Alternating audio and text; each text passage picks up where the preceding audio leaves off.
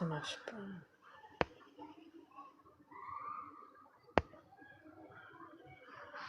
Ça marche quand même.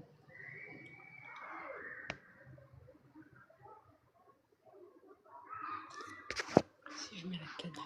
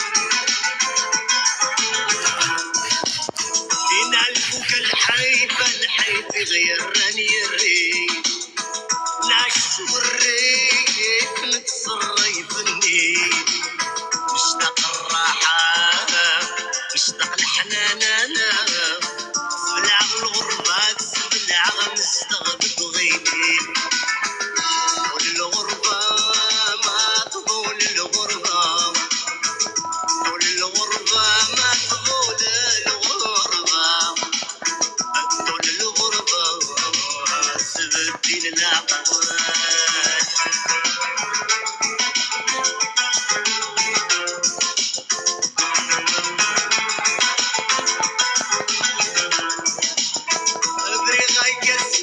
اسماني داغي الصواب نفرق ذي مولاه نتمر عزيزة والسن نربحان يما والله ما شرب ما شرب ترك ربت 20 سنة دي تمر تمدن طول الغربة ما تطول الغربة طول الغربة ما تطول الغربة طول الغربة سبتي للعقل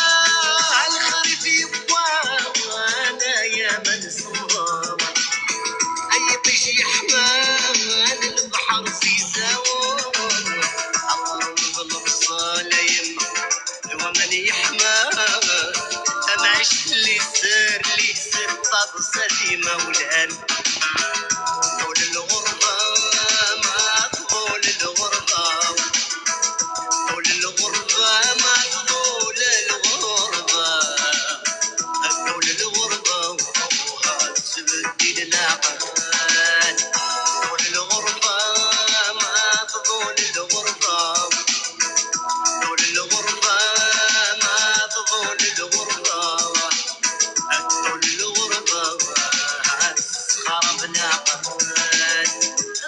الغربة ما تطول الغربة طول الغربة ما تطول الغربة طول الغربة تبدي لنا قرن طول الغربة ما تطول الغربة طول الغربة ما تطول الغربة طول الغربة تبدي لنا قرن طول الغربة ما تطول الغربة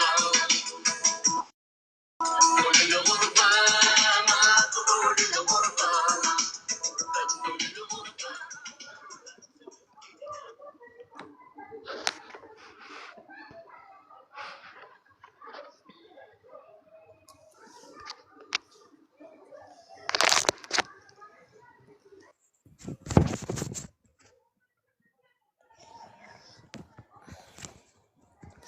Bonsoir, Azul, Azul Flower Mara. Bonsoir à tous, salam.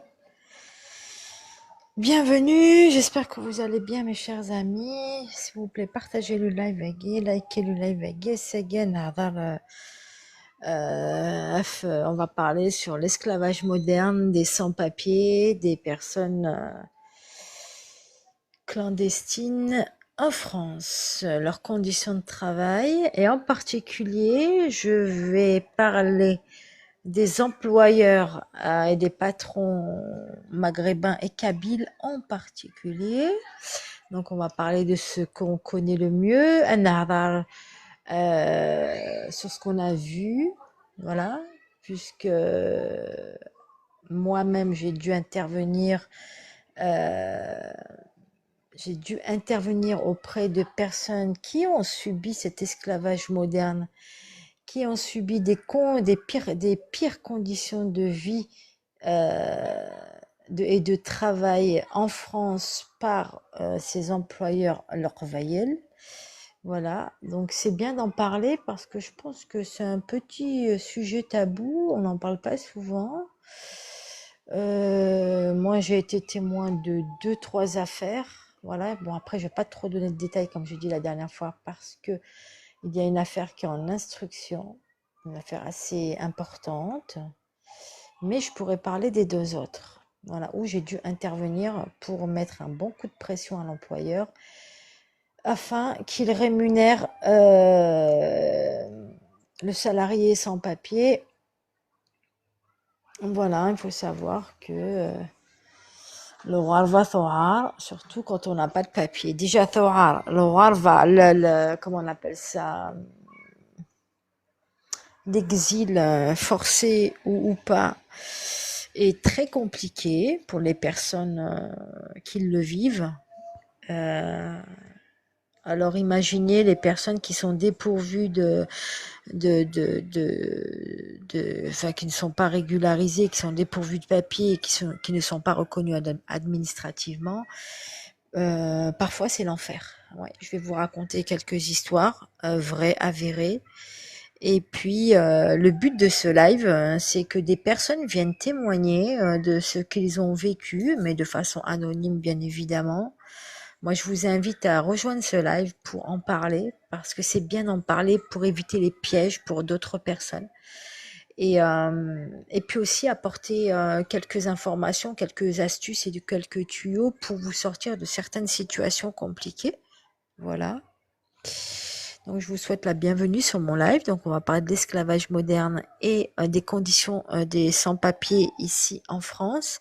Et surtout, le comportement de certains employeurs maghrébins, mais kabyles en général.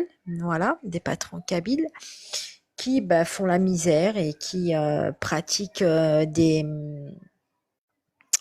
qui ont des comportements de l'âge de pierre, voilà, et ignobles parfois. Voilà. Mona Louise, coucou, j'espère que tu vas bien, merci.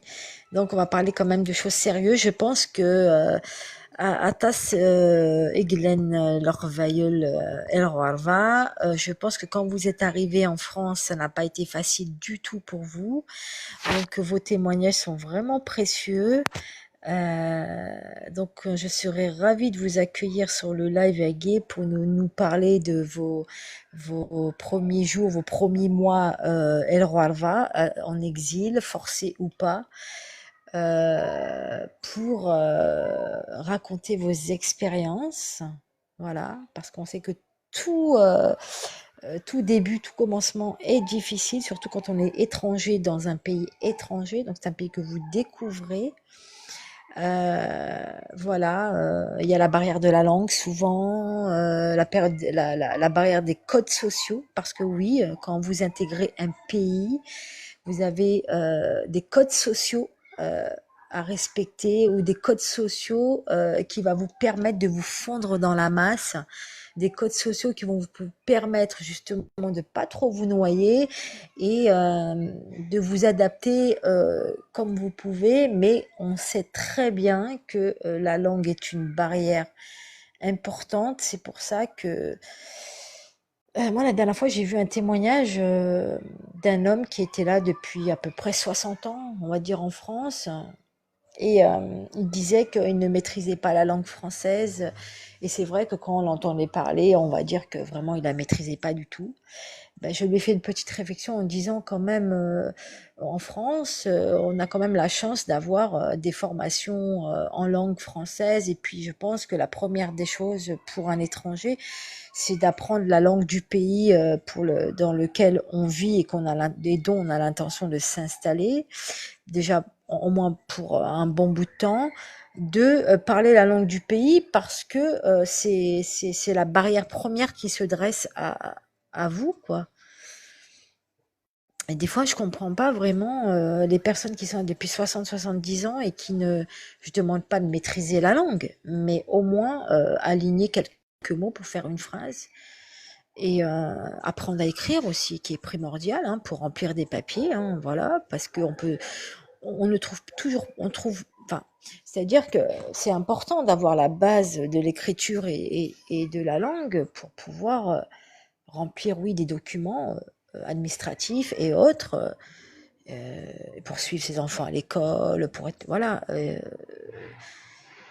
ça engage pas mal de choses. Et du coup, le fait que ces personnes ne parlent pas le français, ne l'écrivent pas, n'ont pas toujours les personnes de leur entourage qui sont là pour justement les aider à remplir des papiers. Elles sont pas toujours présentes ou elles ne peuvent pas être là à toute démarche administrative. Donc, ça vous permet aussi d'avoir une certaine autonomie qui est bénéfique pour vous. Voilà, donc vraiment, moi, je vous incite pour les personnes qui s'installent en France en particulier ou dans n'importe quel pays, mais vraiment de prendre des cours, de français ou des cours d'anglais ou autre.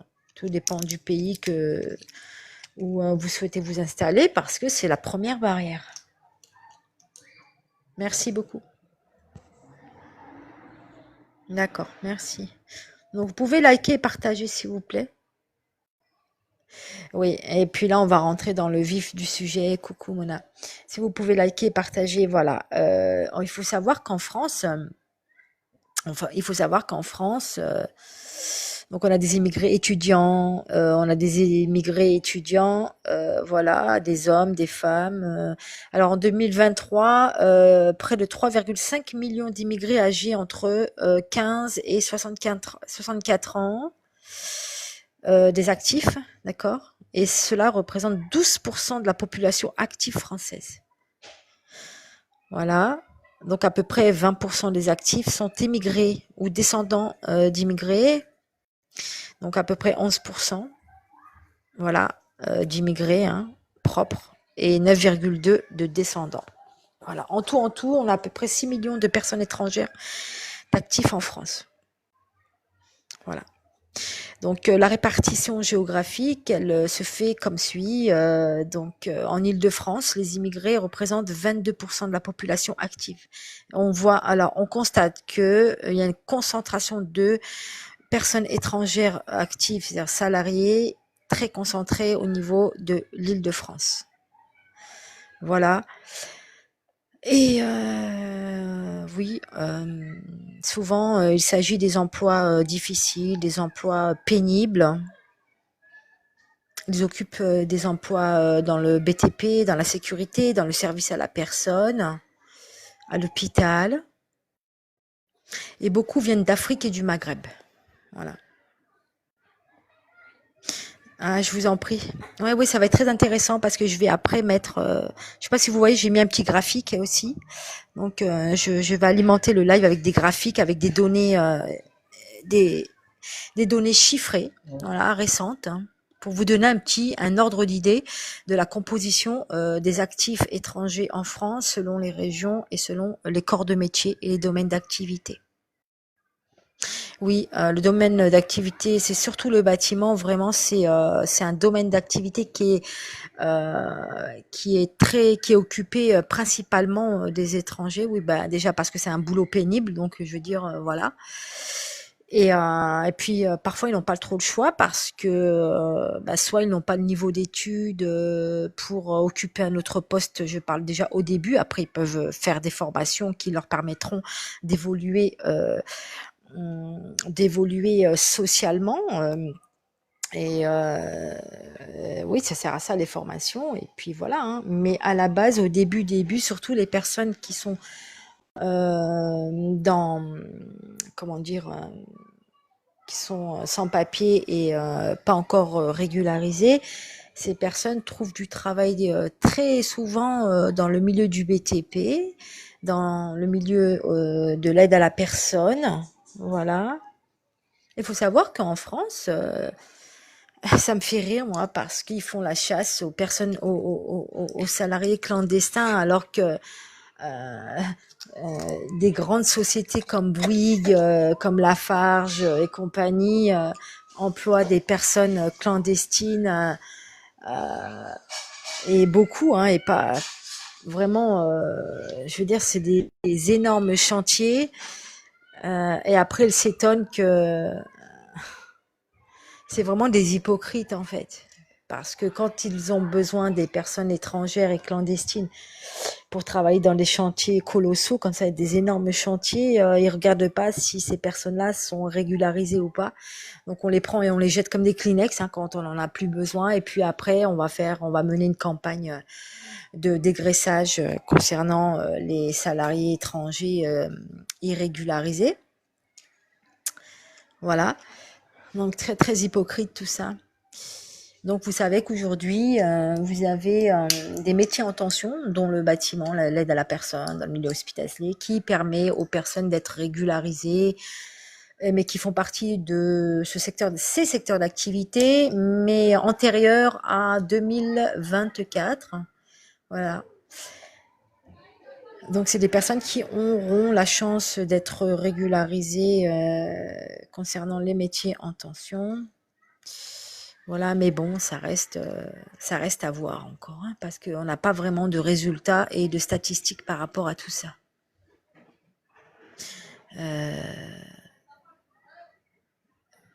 Donc, attendez, je vais mettre mes lunettes.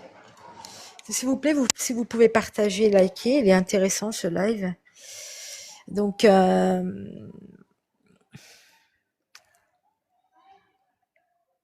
on peut aussi parler des difficultés socio-économiques et de discrimination, parce qu'il faut savoir que les étrangers sont victimes de discrimination, surtout dans le milieu professionnel. On va parler de ça aussi, très important.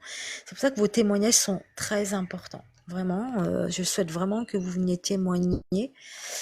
Donc le taux de chômage chez les immigrés, il est de 11,2 contre 6,5 pour les personnes nées en France sans ascendance migratoire.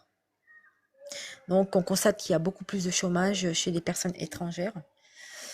Voilà. Et aujourd'hui, le chômage atteint 13,6% pour ceux d'origine africaine. Voilà. Et il faut savoir qu'on parle aussi de discrimination à l'embauche. Il faut savoir que effectivement, on le constate aussi que la discrimination à l'embauche est très importante en France. Il faut le dire, hein. C'est des faits réels, c'est des faits factuels, beaucoup de témoignages.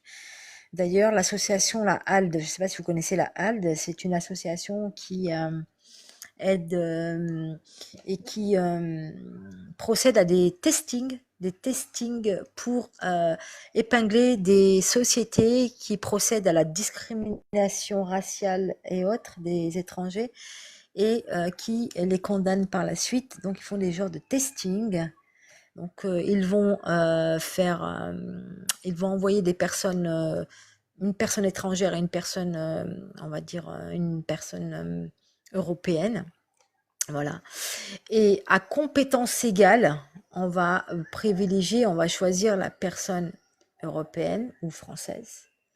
Ou même si la personne est moins qualifiée que la personne étrangère, on va préférer choisir la personne européenne et française par rapport à la personne étrangère qui est surdiplômée. Donc, on ne va pas regarder vraiment en France, la discrimination à l'embauche, elle est flagrante. Contrairement à certains pays comme l'Angleterre ou les États-Unis ou des pays scandinaves ou des pays anglo-saxons, on regarde les compétences avant de regarder la couleur de peau et l'origine. D'ailleurs, en France, c'est vraiment problématique. On demande souvent, oui, lors d'entretien d'embauche, de quelle origine vous êtes. C'est interdit. Il faut savoir que c'est interdit de demander l'origine de la personne. Et happy. Et surtout sa religion. On peut dire qu'en France, ils sont profondément racistes. Et oui, il faut le dire. Happy, tu vas te calmer. Attends, je vais aller voir ce qu'elle veut, la petite. Ma pupuce, tu vas te calmer un petit peu. Qu'est-ce qui t'arrive en ce moment? À chaque fois que je fais un live, tu vas boire. Qu'est-ce qui se passe? Donc, je disais que...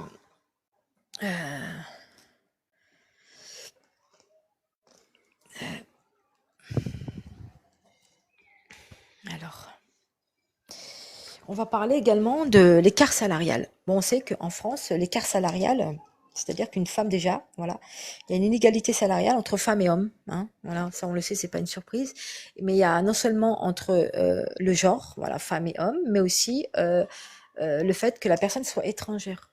Voilà, donc c'est la double peine. Pour le salarié, c'est la double peine. Voilà, c'est la double peine. Donc, selon l'Organisation internationale du travail et des migrants, gagnent en moyenne 13% de moins que les travailleurs natifs pour un travail équivalent. Donc, on va moins payer une personne étrangère, contrairement à la personne qui est native du pays. Voilà, qui est native du pays. Donc, 13%, c'est quand même énorme. Donc, déjà, la discrimination, l'inégalité, elle est là. Hein. L'écart salarial est visible et flagrant. Et cela peut monter jusqu'à 19% pour les primo-arrivants et les personnes travaillant dans des secteurs qui sont des secteurs qui sont peu qualifiés, on va dire, comme le BTP, le nettoyage et la restauration. On va dire que même parfois ils sont sous-payés. Vous avez des employeurs qui sous-payent leurs employés, leurs salariés, qui sous-payent surtout si les personnes sont sans papier et pas encore régularisées. Donc on va dire qu'il y a vraiment de l'esclavage et de l'exploitation de l'être humain. Oui, on va en venir, c'est de ça dont je vais parler, et en particulier dans notre communauté. Oui. Ah, elle veut se promener. Oui, mais je l'ai sortie avant de faire le live. Bonsoir à tous. Je l'ai sortie. Non, en fait, en ce moment, je sais pas, elle est en petite friction avec les chats. Donc, il y a des périodes comme ça où ils sont pas trop d'accord. Mais bon, la cohabitation, parfois, elle est un peu difficile, mais bon, c'est pas grave. Et on va dire que les femmes, on va dire que ce sont les femmes qui payent la sauce, quoi, on va dire ça comme ça, qui sont ces femmes-là qui cumulent deux désavantages. Les femmes immigrées, elles subissent l'écart salarial qui est lié au genre, déjà, et celui qui est lié à l'origine aussi. Voilà, et ça, c'est en France hein, que tout ça se passe. Voilà, et on peut vous dire que ça peut monter, ça peut dépasser même 25% par rapport à un homme natif dans le même secteur. C'est énorme. Vous avez vu la différence? Énorme, énorme.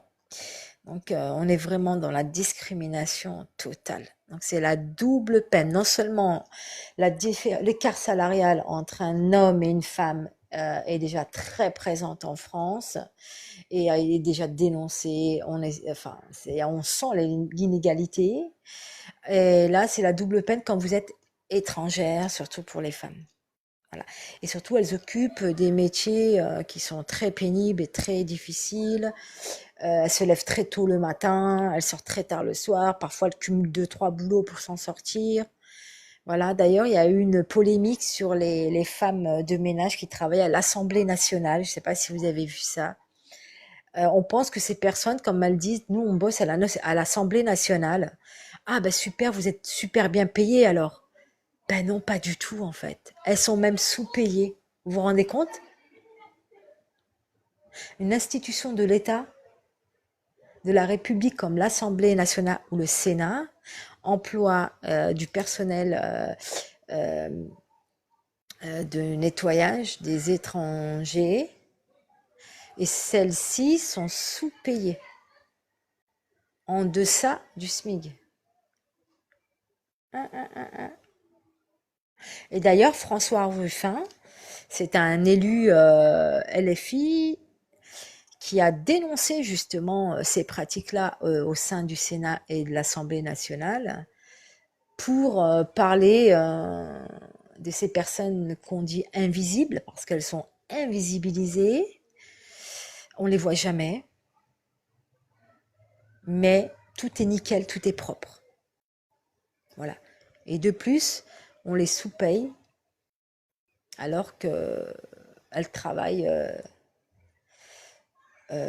dans les locaux de la République, dans les institutions de la République française. C'est le comble du comble. Et pire encore, vous avez des diplomates et même des ministres qui exploitent des étrangers et des étrangères, qui leur retirent leur passeport pour les prendre en otage et les exploitent. C'est de l'esclavage moderne. Oui, il y a eu des histoires, des nounous, des femmes de ménage. Oui, il y a des histoires qui ont été médiatisées par rapport moi je dirais carrément c'est de la traite de l'être humain, quoi. Et dire que ce sont des élus de la République qui pratiquent ce genre de choses et qui se permettent de nous donner des leçons à longueur de journée, je trouve ça mais vraiment pathétique de leur part, quoi.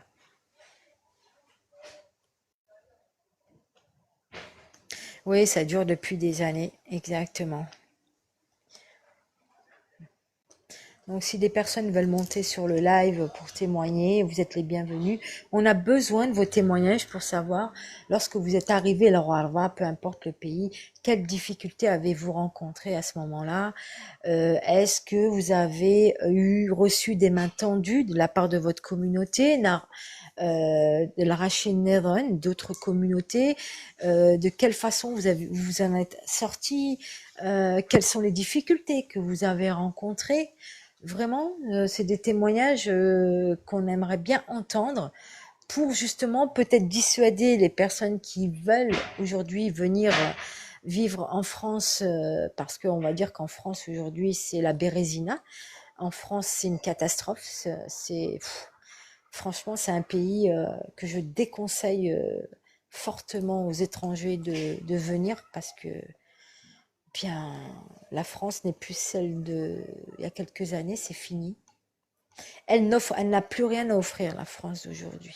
Elle n'a plus rien à offrir, elle n'a plus rien à donner. Et puis je pense que même nous, on n'a plus rien à donner, quoi. C'est triste de parler comme ça, mais vraiment, il faut le vivre pour le comprendre. Voilà. Et puis d'ailleurs, aujourd'hui, ils sont en train de faire le ménage par rapport aux étrangers. Le fait de ne pas régulariser, le fait de ne pas renouveler des titres de séjour, vraiment, c'est quelque chose qui a été mis en place de façon très sournoise au départ et qui est aujourd'hui flagrante. On constate vraiment au niveau des préfectures qu'il y a une lenteur administrative volontaire, voulue depuis le Covid. Donc, ils mettent encore aujourd'hui la faute sur le Covid d'avoir, comment dire, restreint le personnel au sein des préfectures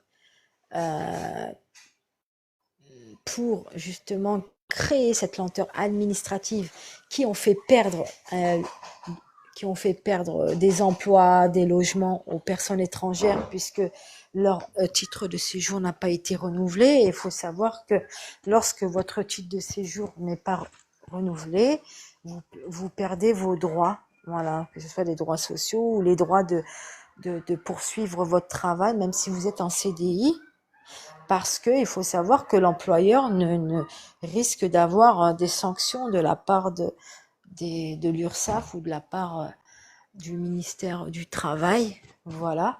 Donc, ils ne prennent plus ce risque-là.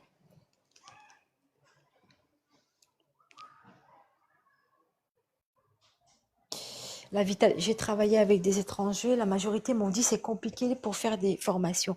Ça dépend. Alors ça dépend des étrangers. Est-ce que c'est des étrangers régularisés ou c'est des étrangers en cours de régularisation ou alors c'est des étrangers qui sont pas encore régularisés. C'est ça aussi parce que je pense qu'à partir du moment où vous êtes régularisé,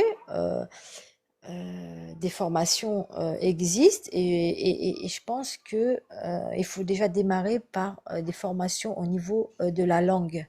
Voilà, il faut commencer par le début. Et une fois qu'ils sont OK, qu'ils sont bien préparés, qu'ils maîtrisent un peu la langue, je pense que là, ils peuvent envisager effectivement des formations pour pouvoir travailler dans un domaine, le domaine qu'ils ont choisi ou le domaine où il existe beaucoup de débouchés. Voilà. Par exemple, bah, les métiers en tension, hein, c'est là où il y a beaucoup plus de débouchés. La restauration, le service à la personne, le service hospitalier, au milieu hospitalier, le BTP, voilà, c'est toujours les mêmes domaines d'activité qui reviennent. Voilà, bah, et puis c'est des boulots pénibles, donc on va être clair, on sait très bien que tous ces euh, secteurs d'activité et ces postes sont occupés la plupart par des étrangers. Voilà.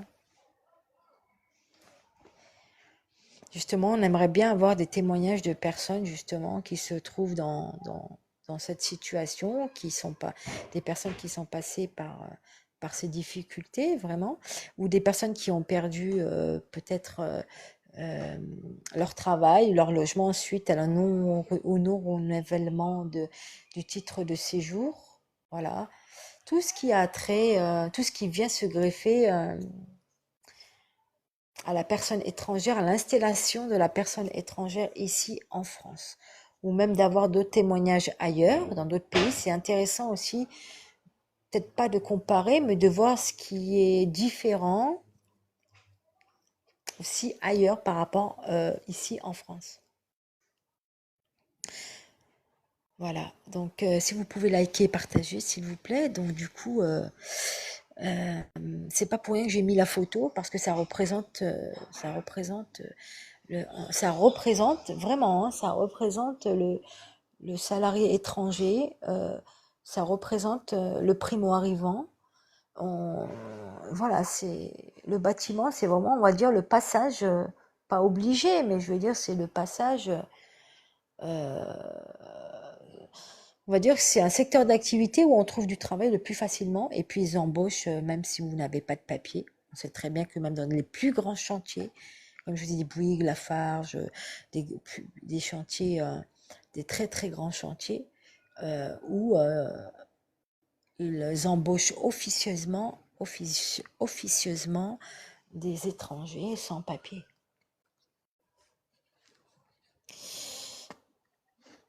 Alors, je vais parler du terme de l'esclavage des salariés sans papier. Donc, ça désigne l'exploitation des travailleurs en raison de leur statut vulnérable face aux employeurs peu scrupuleux, ouais, on peut le dire. Ces personnes sont souvent contraintes d'accepter des conditions de travail extrêmement difficiles. Elles n'ont pas le choix en fait, parce que difficile et illégal en plus, ouais. Par peur d'être dénoncées et d'être expulsées. Et moi, j'ai deux histoires après à raconter par rapport à ça. Et ça se passe dans notre communauté. Ouais. De peur d'être dénoncé, même de peur de déposer plainte, parce qu'il faut savoir qu'un étranger en France, s'il se rend dans un commissariat et qu'il a une OQTF et qu'il n'a pas de papier, il sera signalé auprès des autorités compétentes, de la PAF. Il sera, la plupart du temps, euh, euh, transféré au CRA, au centre de rétention administratif. Au CRA, voilà. Et je vous raconterai après une histoire vraie qui est arrivée justement par rapport à tout ça. En attendant d'avoir des témoignages, voilà, merci beaucoup. Si vous pouvez liker, partager, voilà, merci. Donc alors, il faut savoir qu'il y a une forme d'exploitation, c'est les salaires qui sont très bas ou qui ne sont pas versés. Les travailleurs qui peuvent recevoir des biens, mais que le salaire légal ou parfois rien du tout. C'est-à-dire qu'ils sont payés en deçà du SMIC, en deçà par rapport à la convention collective. Il faut savoir que ils ne respectent même plus du tout le cadre légal ou le code du travail à ce moment-là. Déjà, quand vous êtes française, vous êtes je vais vous parler aussi de la discrimination envers les jeunes aussi. Ben, je suis intervenue ici par rapport à des jeunes qui, justement, ont été lésés par des employeurs parce que jeunes, justement, et la méconnaissance de leurs droits en tant que salariés. Je vous raconterai aussi cette histoire-là, où j'ai dû intervenir, toujours dans le cadre de ma fonction qui est écrivain public. Mais parfois, en dehors de ça, justement par rapport aux personnes qui font partie de notre communauté, des fois, il faut leur mettre des petits coups de pression aux employeurs qui abusent. Et ça marche. Euh, on peut parler aussi des horaires abusifs, des horaires, des journées de travail continues de 12 à 16 heures, parfois sans jour de repos. Ah oui, ça j'ai connu des cas pareils. Non-stop, 7 jours sur 7, de 12 heures à 16 heures. Et en plus, des fois, ils mangent, des fois, ils mangent pas. Ou alors, ils dorment dans un petit local, il n'y a pas de chauffage, rien du tout. Surtout dans les exploitations agricoles, c'est la misère totale. Merci beaucoup, Mona. Ouais, on essaye de faire des sujets, mais ça intéresse pas grand-chose parce qu'il n'y a pas de dispute et il n'y a pas de tout ça. Mais c'est pas grave. Euh, c'est des sujets dont on doit parler. Et peut-être que des personnes se reconnaîtront et viendront apporter leur témoignage. Moi, en tout cas, je fais ce que j'aime. Je fais des sujets qui me semblent intéressants, d'actualité. Donc, c'est pas grave. De toute façon, mes lives sont téléchargés sur ma chaîne YouTube, voilà, qui est en lien sur le lien TikTok, sur ma bio de TikTok, pardon. On peut parler aussi des conditions de travail dangereuses, voilà, insalubres et sans équipement de protection.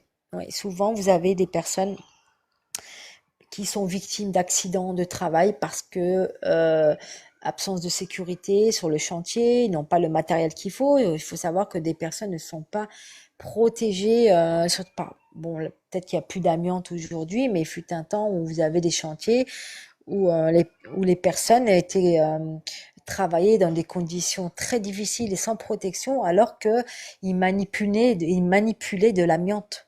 Combien ont déclenché des cancers?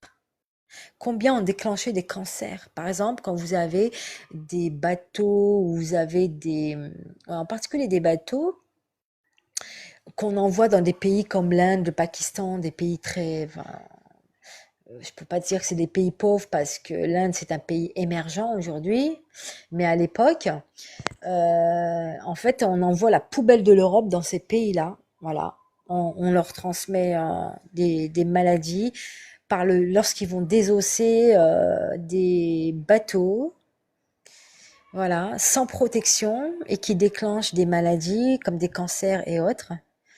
Voilà, ah ouais, il faut voir la catastrophe. Et puis le pire, c'est les malformations de bébés, de fœtus, lorsque les femmes enceintes sont confrontées à toutes ces particules d'amiante et autres qui favorisent les cancers. Voilà, beaucoup de malformations de fœtus. Voilà, beaucoup de bébés qui naissent avec des malformations et tout ça à cause de tout ce qu'ils ont, la maman a inhalé, donc le bébé évidemment a inhalé aussi, voilà, donc ça on en reparlera aussi, c'est bien parce que franchement, vous avez des pays, c'est la poubelle de l'Europe, on leur envoie tous les déchets. Mm.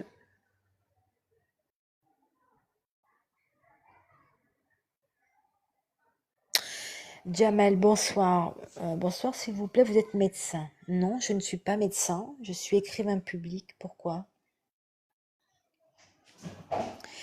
Alors, je vais revenir. Donc, comme je disais, donc vous avez des pratiques coercitives comme des menaces, des dénonciations aux autorités, des confiscations de papiers et des logements insalubres fournis par l'employeur. Voilà, comme je vous ai dit.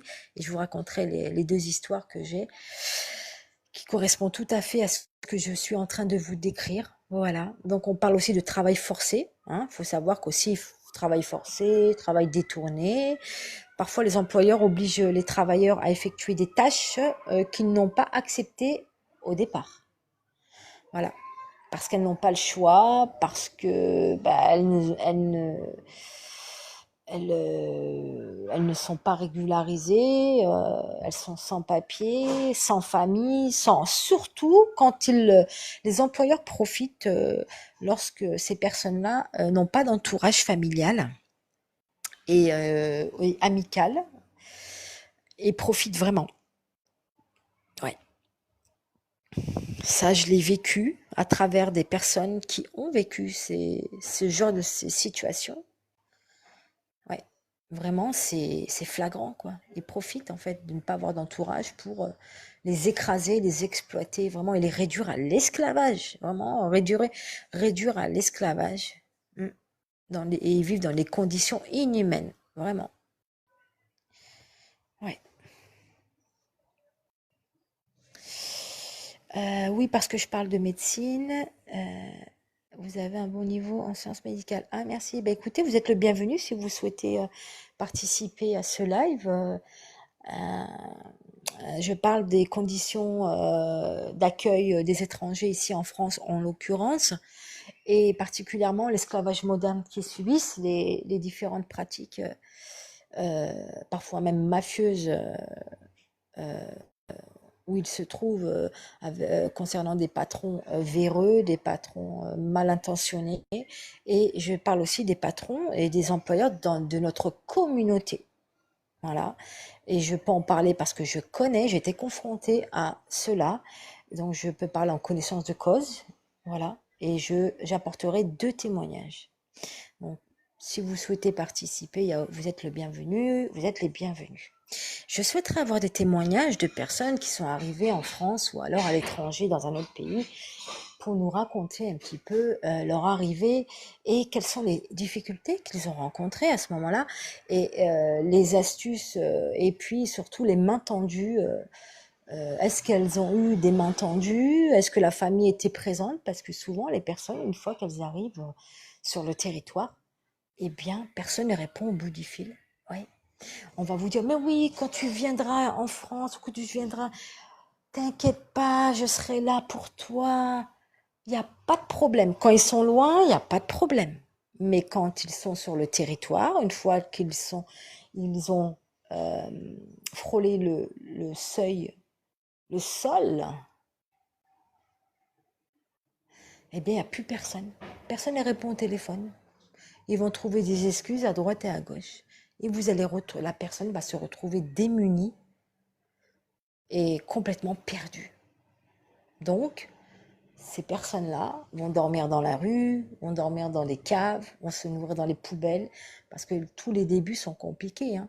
Combien de personnes se sont adressées à moi, puisque moi j'ai une page qui s'appelle Kabylie sans frontières, dans la solidarité, encore aujourd'hui, tout à l'heure j'ai encore reçu un appel pour trouver un logement, j'ai publié, se sont retrouvés à dormir sous les ponts, et des fois des familles entières avec des enfants porteurs de handicap, en l'occurrence autistes.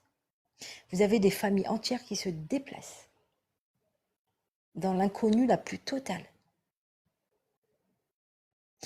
quand celles-ci ont la chance d'arriver en entier, puisque souvent ces personnes sont arrivées haraga ou alors avec des visas touristes, mais très souvent haraga.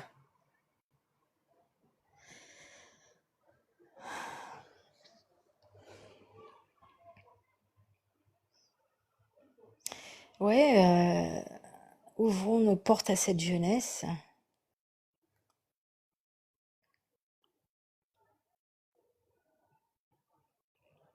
C'est-à-dire les pauvres, donnons nos filles aussi, c'est-à-dire donnons leurs filles aussi, ça veut dire quoi? Patriotes, rendez-vous le 10 pour la formation des jeunes immigrés. Quelle formation des jeunes immigrés?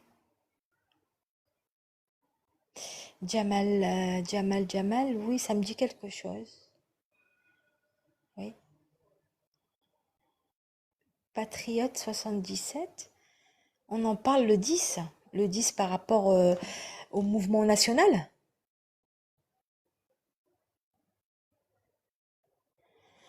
Oui, on doit ouvrir nos cœurs. Et la France de demain, c'est celle-ci. Dominique de Villepin pour 2027. La France humaniste. Voilà. Toutes ceux et celles qui se reconnaissent dans la France humaniste de Dominique de Villepin, engagez-vous. Moi, je m'engage. Hein. Engagez-vous pour justement rendre les vraies valeurs de la République. Cette République qui a perdu aujourd'hui toutes ses valeurs, comment dire, la devise. Vous avez vu maintenant, la devise, elle a disparu. C'est même plus ça en fait, égalité. Enfin, même moi, je l'ai oublié. La devise de la République, je l'ai oubliée tellement que elle fait plus partie du, euh, du contexte. Elle fait plus partie. C'est incroyable. Oh, j'ai un trou, c'est fou.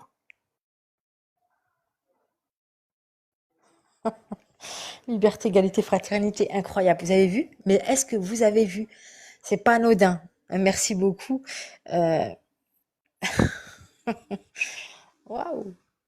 Aïe, aïe, aïe, tellement qu'on le dit plus, tellement que ça y est, on l'a complètement, je pense qu'on l'a zappé, puisque c'est plus la légalité, c'est plus la liberté, l'égalité, fraternité en France. Non, il y a de la répression en France.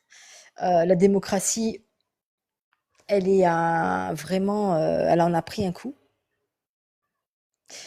Parce qu'aujourd'hui, on ne peut pas dire ce qu'on veut, même en France, on est quand même parfois bâillonné, on est même banni parfois sur certains sujets.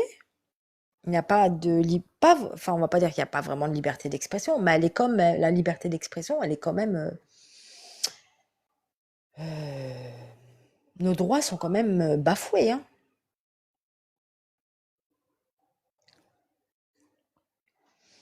Et la fraternité, ouais,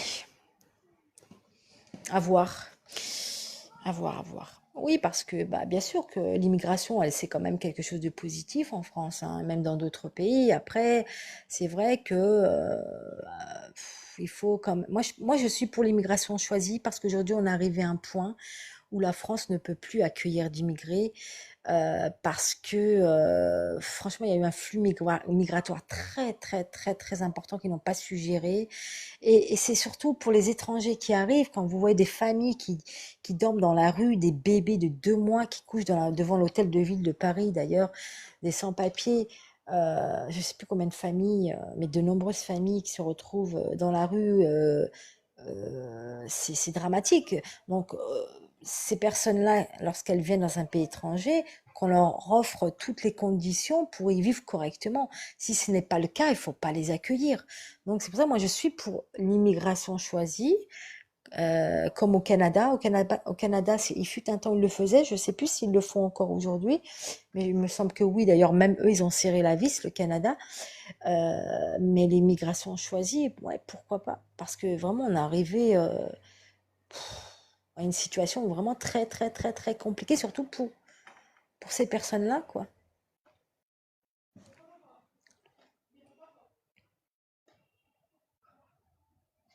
Oui, bien sûr que c'est positif, bien sûr. Ouais. C'est vrai que la France, c'est un pays raciste, hein, il faut le dire. C'est un pays où l'on subit des discriminations. Moi, personnellement, j'ai jamais subi de discrimination, mais des personnes de mon entourage et des témoignages, oui. Après, on peut subir des discriminations, mais sournoises, voilà aussi, détournées aussi, voilà. Euh, donc, ouais, ça devient compliqué quand même hein, pour eux, hein. Il faut dire que les secteurs les plus touchés pour les salariés sans papier, où ils sont vraiment la plupart exploités, beaucoup sont exploités, c'est surtout dans l'agriculture, dans la récolte des fruits et des légumes, dans les exploitations agricoles, la restauration, le nettoyage, voilà, les hôtels, les restaurants, le ménage, le bâtiment et la construction, les travaux domestiques, les assistantes, les assistances personnelles, le babysitting, voilà, l'aide à la personne, voilà. Ouais. Donc on va parler aussi des conséquences pour les victimes, hein. C'est des conséquences physiques, psychologiques, beaucoup de fatigue, même des personnes qui se blessent et qui ne se soignent pas parce que il faut savoir. Moi j'ai eu l'expérience d'une personne justement qui s'était blessée sur un chantier qui devait revenir à un entrepreneur et c'est une personne toute seule qui a fait tout un boulot monstre dans une villa qui a été exploité, sous-payé, en plus blessé et pas soigné. Donc la blessure aujourd'hui s'est mal cicatrisée, ce qui a valu à cette personne des complications très importantes. Et bah, l'employeur n'a même pas daigné l'envoyer à l'hôpital. Et puis à ce moment-là, la personne ne possédait pas l'AME, l'aide médicale d'État. Il faut savoir que l'aide médicale d'État, elle est déclenchée à partir de 3 mois de présence en France et bien sûr avec des conditions. Aujourd'hui, l'AME n'est plus ce qu'elle était avant. Vous avez des conditions encore plus strictes pour en bénéficier.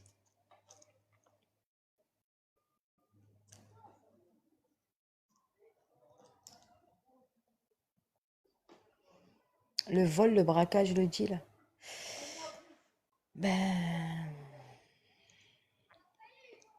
après, c'est trop facile de parler de vol, machin et tout, et de l'incomber aux étrangers, parce que le vol, le braque et le deal, il existe depuis longtemps, quoi. Donc moi, je suis pas trop d'accord pour mettre ça sur le dos des étrangers. Parce qu'il y a eu quand même des histoires qui ont été médiatisées, de braquage, de banditisme et tout, et c'était pas des étrangers, hein. Mais après, c'est vrai moi, je refuse d'associer violence, braquage, mafia et tout ça aux étrangers systématiquement. Oui, certes, effectivement, cela existe, on va pas se voler la face. Mais moi, je refuse de faire cet amalgame violence ou alors, comment dire, vol, euh, etc., égale immigration. Non, moi, je refuse ça. C'est trop facile de, de poser cette étiquette. Je refuse. Voilà, les amis, si vous pouvez tapoter et partager. Salut toi, tu es venu me rendre visite. Mon petit chat qui va me donner me prêter main forte. Il me tient compagnie. Euh, donc souvent, les personnes étrangères, quand elles viennent en France, leur famille qui est restée là-bas à l'étranger compte beaucoup sur elles. Et elles subissent une pression énorme. Donc elles ont déjà la pression d'être dans un pays étranger, exploitées, sous-payées, voire même pas payées. Et puis d'ailleurs, vous avez les familles qui leur mettent leur pression pour leur envoyer de l'argent, pour faire vivre toute la famille qu'ils ont laissée derrière. Voilà. Et moi, je connais quelqu'un à qui bah, il était au bord du suicide, mais vraiment, quand je vous dis au bord du suicide, je ne sais pas comment je suis arrivée pour l'en dissuader, parce qu'il était dans une situation hyper, hyper compliquée. Alors, je lui dis, il n'y a plus qu'à rentrer. Rentre. Je ne peux pas rentrer, surtout les mains vides. Je vais être moquée par mon village. Je vais être moquée et je vais être comment dire, dénigrée par les personnes de mon village et ma famille parce que j'ai pas réussi. Pour moi, c'est un échec que je ne supporterai pas.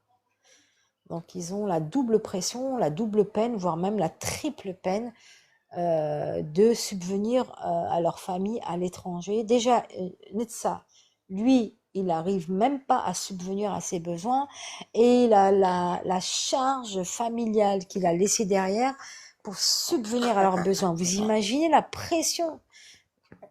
Elle était au bord du suicide et il n'est pas le seul. Hein.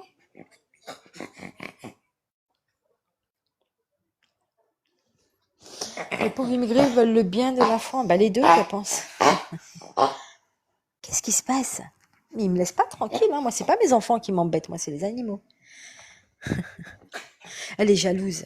Elle est jalouse parce que j'ai mon chat qui est à côté de moi. Tu arrêtes de faire la jalouse? Tu arrêtes de faire la jalouse?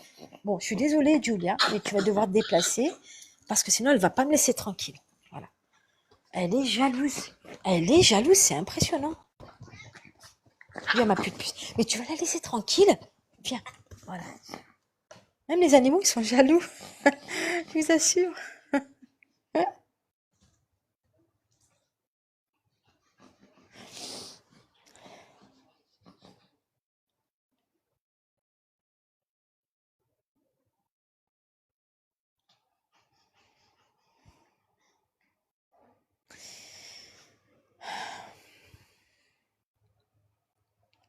Donc, on peut parler aussi du cadre légal.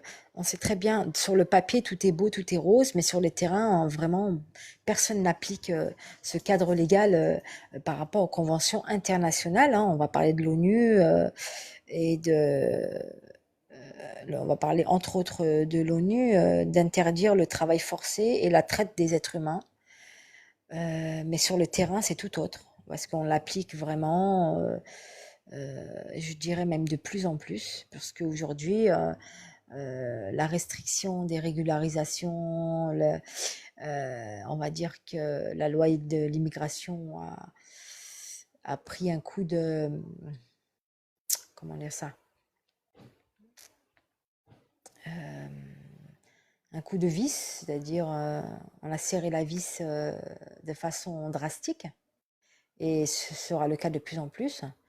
Donc, je pense que c'est pour cela que on sera amené à entendre des témoignages de personnes qui seront vraiment réduits à l'esclavage et au silence surtout, au silence, de peur d'être dénoncés et d'être expulsés.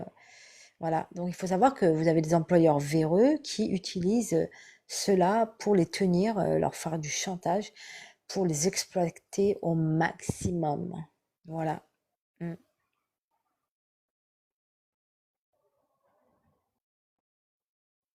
Alors qu'en France, il y a des lois hein, qui sont là pour protéger les travailleurs.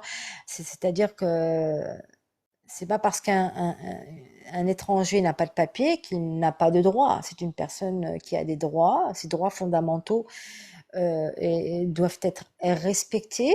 Voilà, ce n'est pas parce qu'il est sans papier qu'il n'est pas sans droit. Il a des droits autant que être humain, en tant que citoyen de ce pays, même s'il n'est pas encore reconnu administrativement, mais ces droits fondamentaux doivent être respectés parce que ces personnes ont des droits, même s'ils sont sans papier.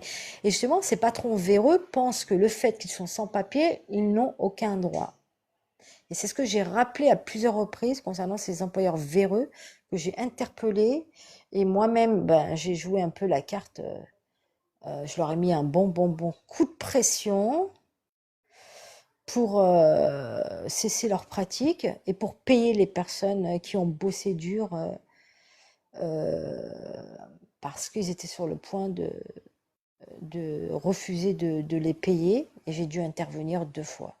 Voilà. Euh, ouais.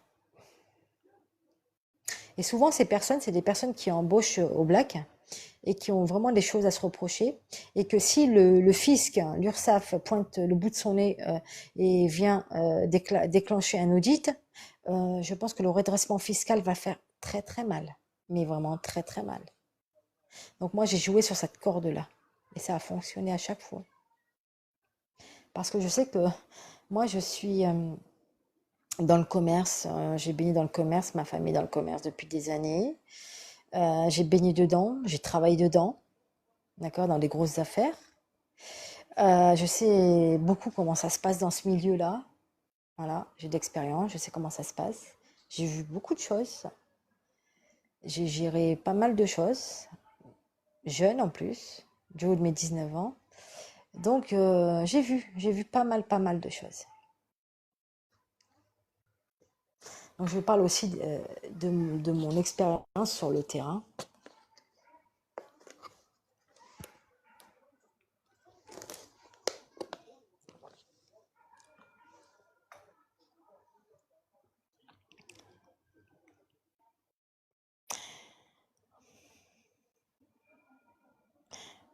Ben, en fait, patriote, tu parles de quel microbe en fait là? T'es là pour faire ta propagande ultra droite ou quoi? C'est pas ta place en fait ici.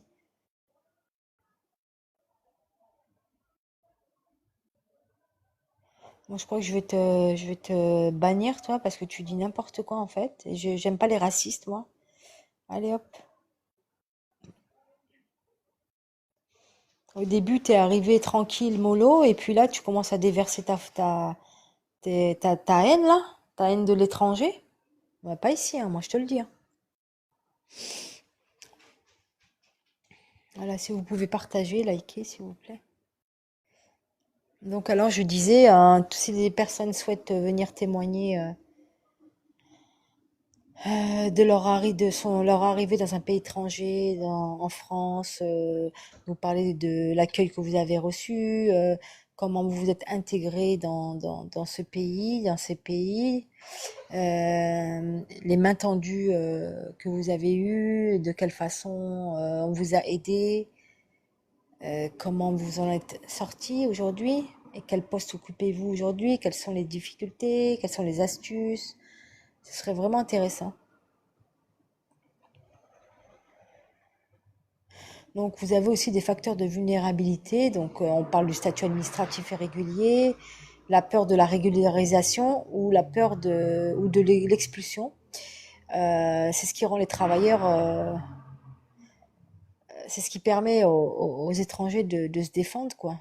C'est vrai que lorsque les étrangers sont régularisés, ils sont plus tranquilles, plus soulagés, et puis ils peuvent se défendre. Ils vont aller, par exemple, se rendre à un commissariat s'ils sont victimes de violences ou de quoi que ce soit, ou de discrimination, ils peuvent aller tranquilles, déposer plainte au commissariat. Ils n'auront pas cette crainte d'être expulsés ou d'être envoyés dans un CRA, au centre de rétention administrative, ou d'avoir une OQTF.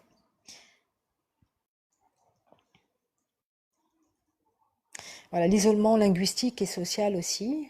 Euh, ils en sont aussi victimes. Donc c'est pour ça que c'est primordial et c'est très très très important de démarrer par cela, d'apprendre la langue du pays, voilà, et d'avoir une remise à niveau pour par la suite, pourquoi pas faire des formations et occuper un poste bah, moins pénible, voilà, parce qu'au début c'est vrai que on commence toujours par là. Enfin, les personnes qui sont dépourvues de régularisation au départ, vraiment, le secteur d'activité qui les embauche officieusement sont souvent le bâtiment.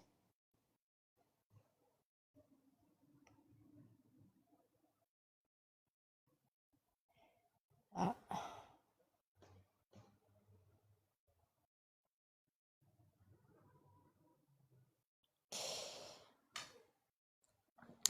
t'es encore là, toi? Pourtant, je t'ai bloqué. Bon, toi, je vais t'expulser. C'est toi que je vais expulser, en fait. Moi, il n'y a pas de place pour les racistes ici, d'accord? Voilà. Tu vas faire ta propagande de ultra-droite avec Ciotti ou avec qui tu veux, mais pas ici. Ou avec le RN. Je pense que t'as pas ta place ici. Alors, je disais, je vais peut-être changer la photo, on va voir.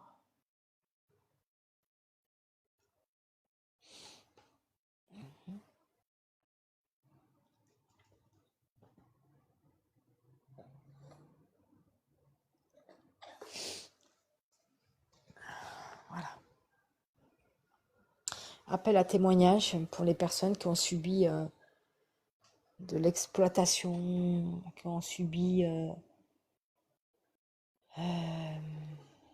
qui ont été victimes d'abus de faiblesse, d'abus de pouvoir de la part de leur employeur parce que précaires, parce que sans papier, voilà, salaire non payé, horaires abusives, des menaces ou des pressions, voilà, voilà.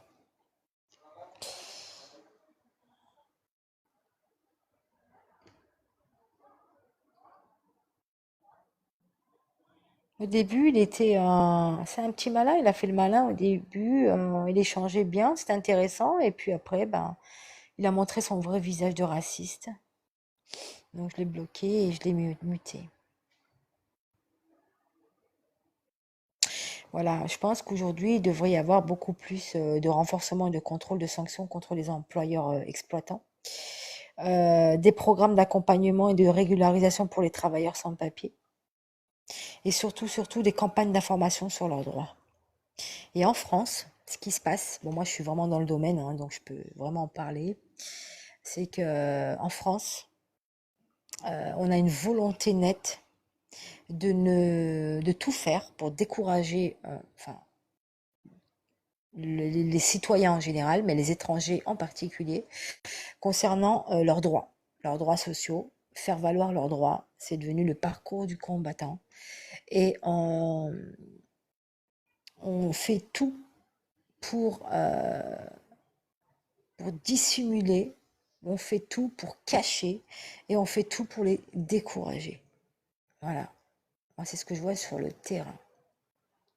Et voilà, en tant qu'écrivain public, nous on vient pallier à ce manque cruel vraiment, surtout aux étrangers et aussi les personnes âgées hein, qui en sont victimes vraiment. Euh, pour faire valoir ses droits en France, c'est devenu très très compliqué. Hein. Il y a un pourcentage très important en France concernant les personnes qui ne demandent pas leurs droits parce qu'ils ignorent complètement que celles-ci peuvent en bénéficier. Voilà. Mais c'est volontaire, hein, tout ça. Ça fait de l'argent en plus dans les poches des corrompus. Voilà. Comme Bayrou a dit, c'est pas de notre faute si cette dette est montée aussi haut. C'est la faute des Français, car nous vous avons aidé lors du Covid. Nous avons mis en place des aides pour les commerçants et ceci et cela. Donc toute l'énorme dépense à milliards et dettes que la France a aujourd'hui, c'est notre faute à nos citoyens. Voilà. Voilà. C'est pas la faute des corrompus, mais c'est de notre faute à nos citoyens. Donc à un moment donné, ça suffit, quoi. Quand vous avez des retraités qui fouillent les poubelles pour se nourrir, on trouve ça normal dans un pays industrialisé comme la France, qui était 5e puissance mondiale. Bon, aujourd'hui, elle a régressé. Mais c'est ça, en fait. Des personnes qui ont travaillé toute leur vie, qui ont cotisé toute leur vie, 40 ans de leur vie, moi, voire même plus. Moi, je connais des personnes qui ont 70 ans qui travaillent encore pour joindre les deux bouts parce que leur retraite ne suffit pas à se nourrir dans les poubelles. Et après, Bayrou vient nous dire, le gouvernement, que c'est la faute des citoyens si on en arrivait là avec cette dette-là et avec leur cumul de mandats, hein, et avec leurs privilèges qu'ils gardent à vie. Non, mais là, il faut se réveiller, en fait. C'est pour ça qu'il faut vraiment se réveiller. Il faut vraiment, toute action sociale qui sera mise en place, il faut boycotter, il faut bouger, il faut bloquer. Vraiment. Il est temps, même si ça doit durer 1 mois, 2 mois, il faut. C'est vraiment un sacrifice qu'on doit faire tous et toutes. Il faut se réveiller parce que sinon, je ne sais pas ce qu'on va devenir, mais vraiment, déjà là, c'est catastrophique ce qui se passe en France. Et je pense qu'il y a vraiment un soulèvement populaire, il y a vraiment une conscience, une prise de conscience très importante. Et le 10, ça va chauffer. Il y aura d'autres dates aussi. Et vraiment, moi, je vous incite toutes et tous, toutes générations confondues, à sortir dans la rue, à manifester, à boycotter. Euh, ne consommez pas la date du 10. Donc il est prévu qu'il n'y ait aucune consommation, aucun passage de carte bleue, n'achetez rien du tout. Voilà. Il faut vraiment que ce soit commerce mort. Voilà. Je suis désolée, même les petits commerçants, mais même vous, les petits commerçants, les petits commerçants, vous devriez aussi être dans la rue, puisque ça vous concerne aussi.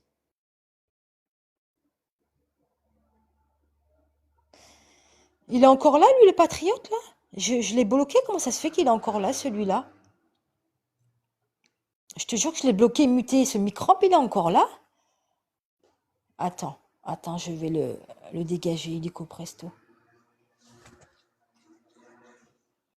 Je vais le dégager, il est où?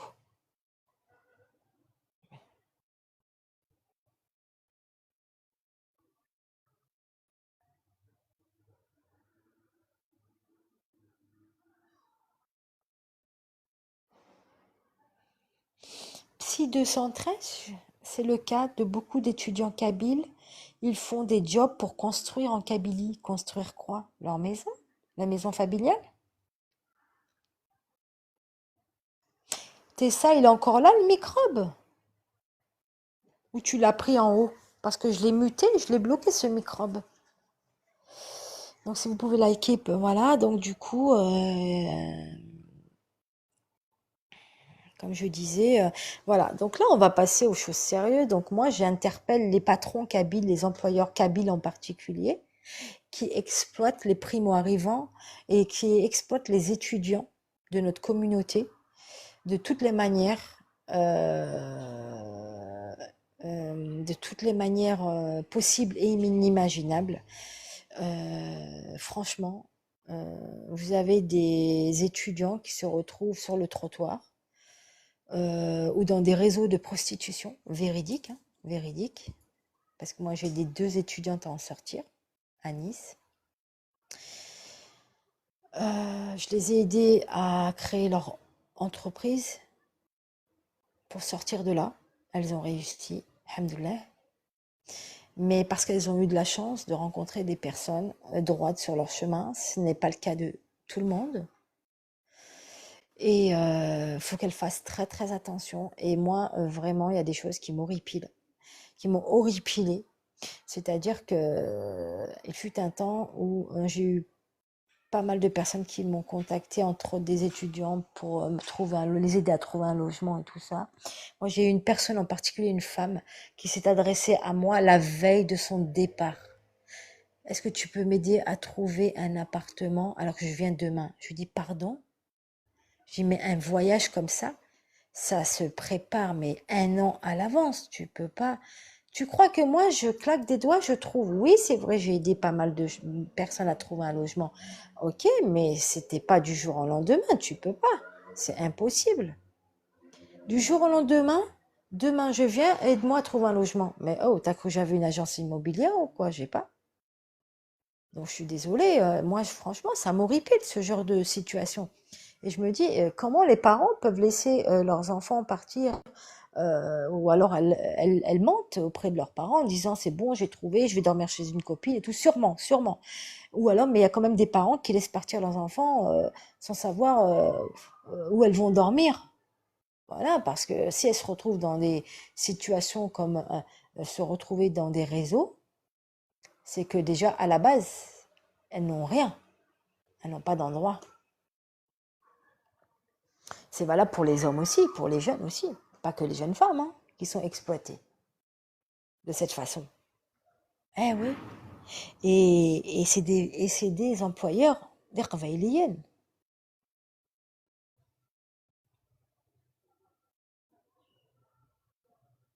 Eh oui. Vous avez des patrons kabyles qui profitent beaucoup, qui les traitent, qui les réduisent à l'esclavage, qui les, franchement, qui les déshumanisent complètement et que souvent ces employeurs véreux, moi je dirais, profitent de leur vulnérabilité, le fait qu'ils n'ont pas de papier et qu'ils n'ont pas de famille surtout, de les exploiter, mais vraiment d'une façon cruelle parfois, déshumanisante et humiliante. Donc les pauvres, ils n'ont pas le choix de se taire, de subir, de supporter. Pour les 3 francs 6 sous qui vont le récolter, parce que souvent, ils ne sont pas payés à leur juste valeur par rapport au travail qu'ils ont fourni. Voilà, c'est pour ça qu'on appelle ça exploiter. C'est de l'esclavage parce qu'ils sont sous-payés. Déjà, ils sont payés au black, et en plus de ça, ils sont sous-payés. Il faut savoir que ces employeurs euh, ne payent pas comment on appelle ça, de taxes, ne payent pas de cotisations lorsqu'ils emploient des personnes sans papier. Au contraire, je pense que vous devriez les payer beaucoup mieux et plus, puisque vous ne payez pas de charges là-dessus.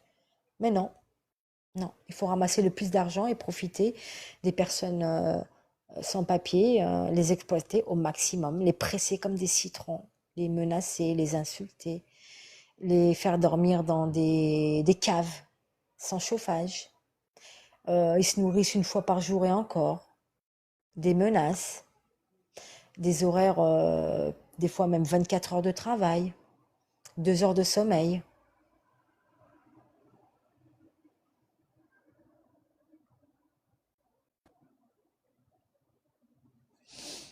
Mais moi, je connais quelqu'un.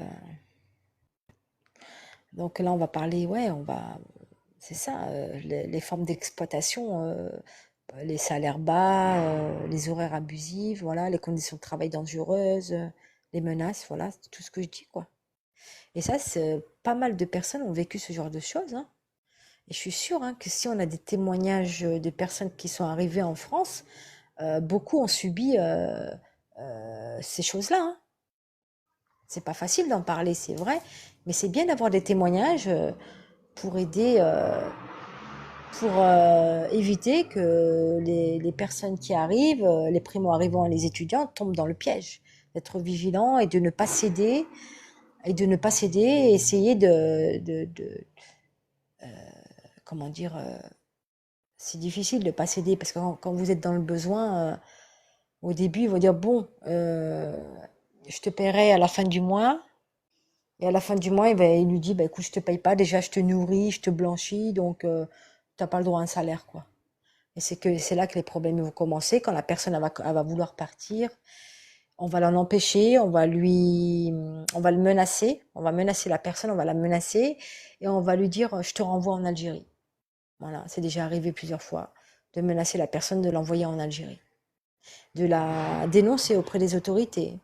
Voilà, voilà de quelle façon ces patrons véreux agissent. Mm. Moi, ça me fait de la peine, surtout quand je vois que c'est des personnes de notre communauté qui font ça. Alors que souvent, les personnes qui, aujourd'hui, ont des biens, ont des exploitations et tout ça, elles sont passées par là, elles ont subi la même chose. Et pourquoi reproduire la même chose au lieu de casser cette chaîne? Moi, c'est ça que je ne comprends pas. D'ailleurs, moi, j'ai dû intervenir 2 fois. Je vais raconter une anecdote. Donc, euh, c'est un frère d'Aqvaili. Il est arrivé en France. Il avait une société Thmoul, c'est tout ça.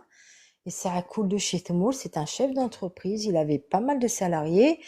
Et ils coulé chez Rohda France avec un visa tourisme.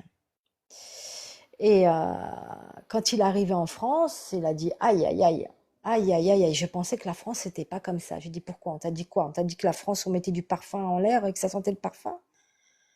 On m'a dit que c'était bien, machin. On m'a dit que tu vas trouver du travail facilement. Bon, on l'a fait croire monts et merveilles. Moi, je pensais vraiment que c'était ça. Donc, il s'est mangé la claque de sa vie, une gifle monumentale. Quand il a été confronté à toutes ces dérives et l'esclavage qu'il avait subi. Comment moi, chef d'entreprise, a été réduit à ça? Alors que moi, j'avais des salariés et je les traitais bien comme ça. Donc d'être de l'autre côté, ça faisait bizarre.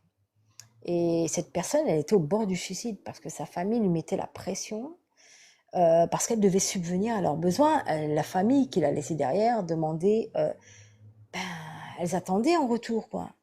Alors que lui, il était dans une impasse totale. Il dormait dans la rue, sous les ponts, à Paris, ou alors dans des squats, et il travaillait toujours pas. Qu'est-ce qu'il voulait Comment pouvait-il subvenir aux besoins de la famille et même d'envoyer des médicaments? Parce que, parce que en fait, sa famille avait réclamé des médicaments et même ça, il pouvait même pas l'acheter. Mais bon, par rapport aux médicaments, bah, moi j'ai fait un geste parce que les médicaments, quand quelqu'un est malade, je pense que tu peux faire quelque chose. Voilà. Mais voilà, parenthèse.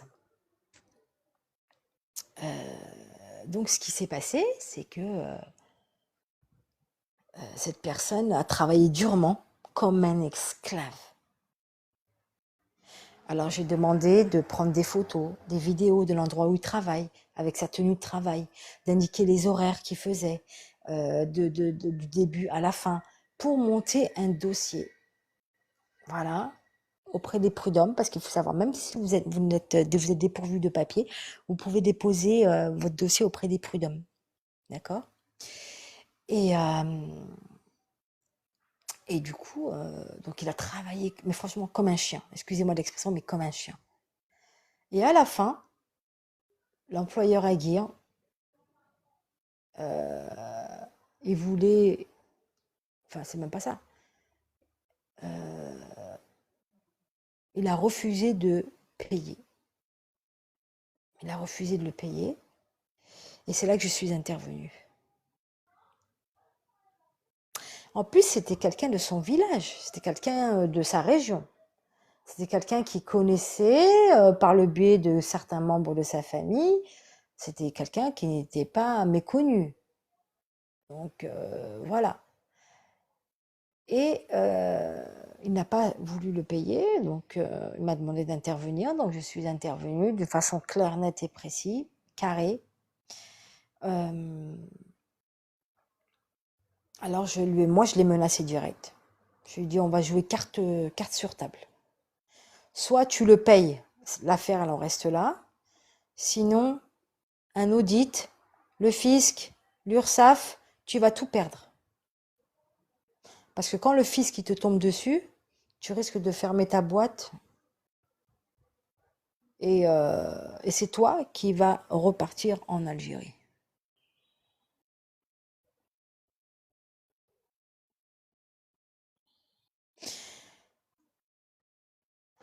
Donc du coup, l'employeur, il avait peur. Cet employeur-là avait peur.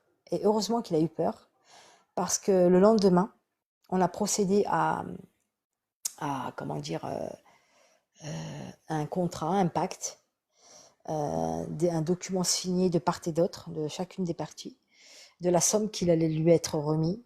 On a fait tout ça à distance, puisque moi j'habite dans le sud de la France, la personne elle se retrouvait en région parisienne, et en cam, voilà, en cam, en caméra, au téléphone. On a procédé à un échange, voilà, de la somme qui lui devait être allouée par rapport au travail qu'il a fourni et du document qui a été signé de part et d'autre. Voilà.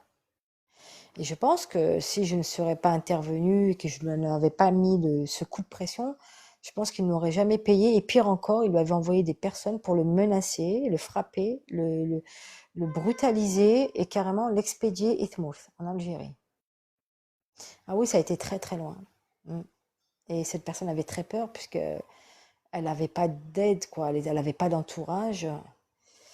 Et il faut savoir que même si vous avez une personne qui connaît ses droits, qui connaît un peu la loi, qui est dans le domaine, ça leur fait peur quand même. Et moi, j'ai joué cette carte-là et ça a fonctionné. Donc voilà. Et dire que c'est des patrons de l'Orveil, ils font partie de notre communauté. Et moi, franchement, j'ai envie de leur dire des choses, quoi, à ces employeurs. Vous êtes passé par là, vous avez subi certainement les mêmes choses. Vous avez subi des difficultés, vous avez vécu des difficultés quand vous êtes arrivé dans El Roarva. Donc pourquoi faire subir la même chose pour ceux qui arrivent? Pourquoi vous ne leur facilitez pas la tâche? C'est de votre devoir de leur faciliter la tâche. Et toute peine mérite salaire. Pourquoi les exploiter, les sous-payer, les, euh, les déshumaniser? C'est ça que je ne comprends pas en fait. Vous devez leur tendre la main. Vous devez casser cette chaîne cette chaîne de l'esclavage moderne. Oui, parce qu'on parle d'esclavage moderne. Sous prétexte qu'ils ne sont pas régularisés, qu'ils ne peuvent pas déposer plainte, donc vous profitez de leur vulnérabilité, leur fragilité, et, euh, et vous savez ce qu'il encourt, des expulsions ou alors les transferts dans les CRA, dans les centres de rétention administrative. Et puis, et voilà, c'est pas cool, quoi. Donc, essayez de vous rappeler les conditions du départ pour éviter, essayez de vous mettre à la place, ayez un peu d'empathie, c'est un peu de fraternité, tendez la main, Dieu vous récompensera, vous aidera aussi encore, et puis, comment dire, c'est pas compliqué de faire du bien, je comprends pas, c'est pas compliqué. C'est pas compliqué de tendre la main, surtout quand vous avez les moyens, je comprends pas. En fait, vous voulez toujours avoir plus sous le dos des personnes fragiles. Voilà, profitez au maximum. Même et en plus quand vous les épuisez jusqu'à ce qu'ils perdent leur santé. Vous avez des jeunes qui ont le double de leur âge quand ils sont passés entre vos mains. C'est pas normal ça. Vous les déshumanisez, vous les humiliez. Et la khala kagi, la khala.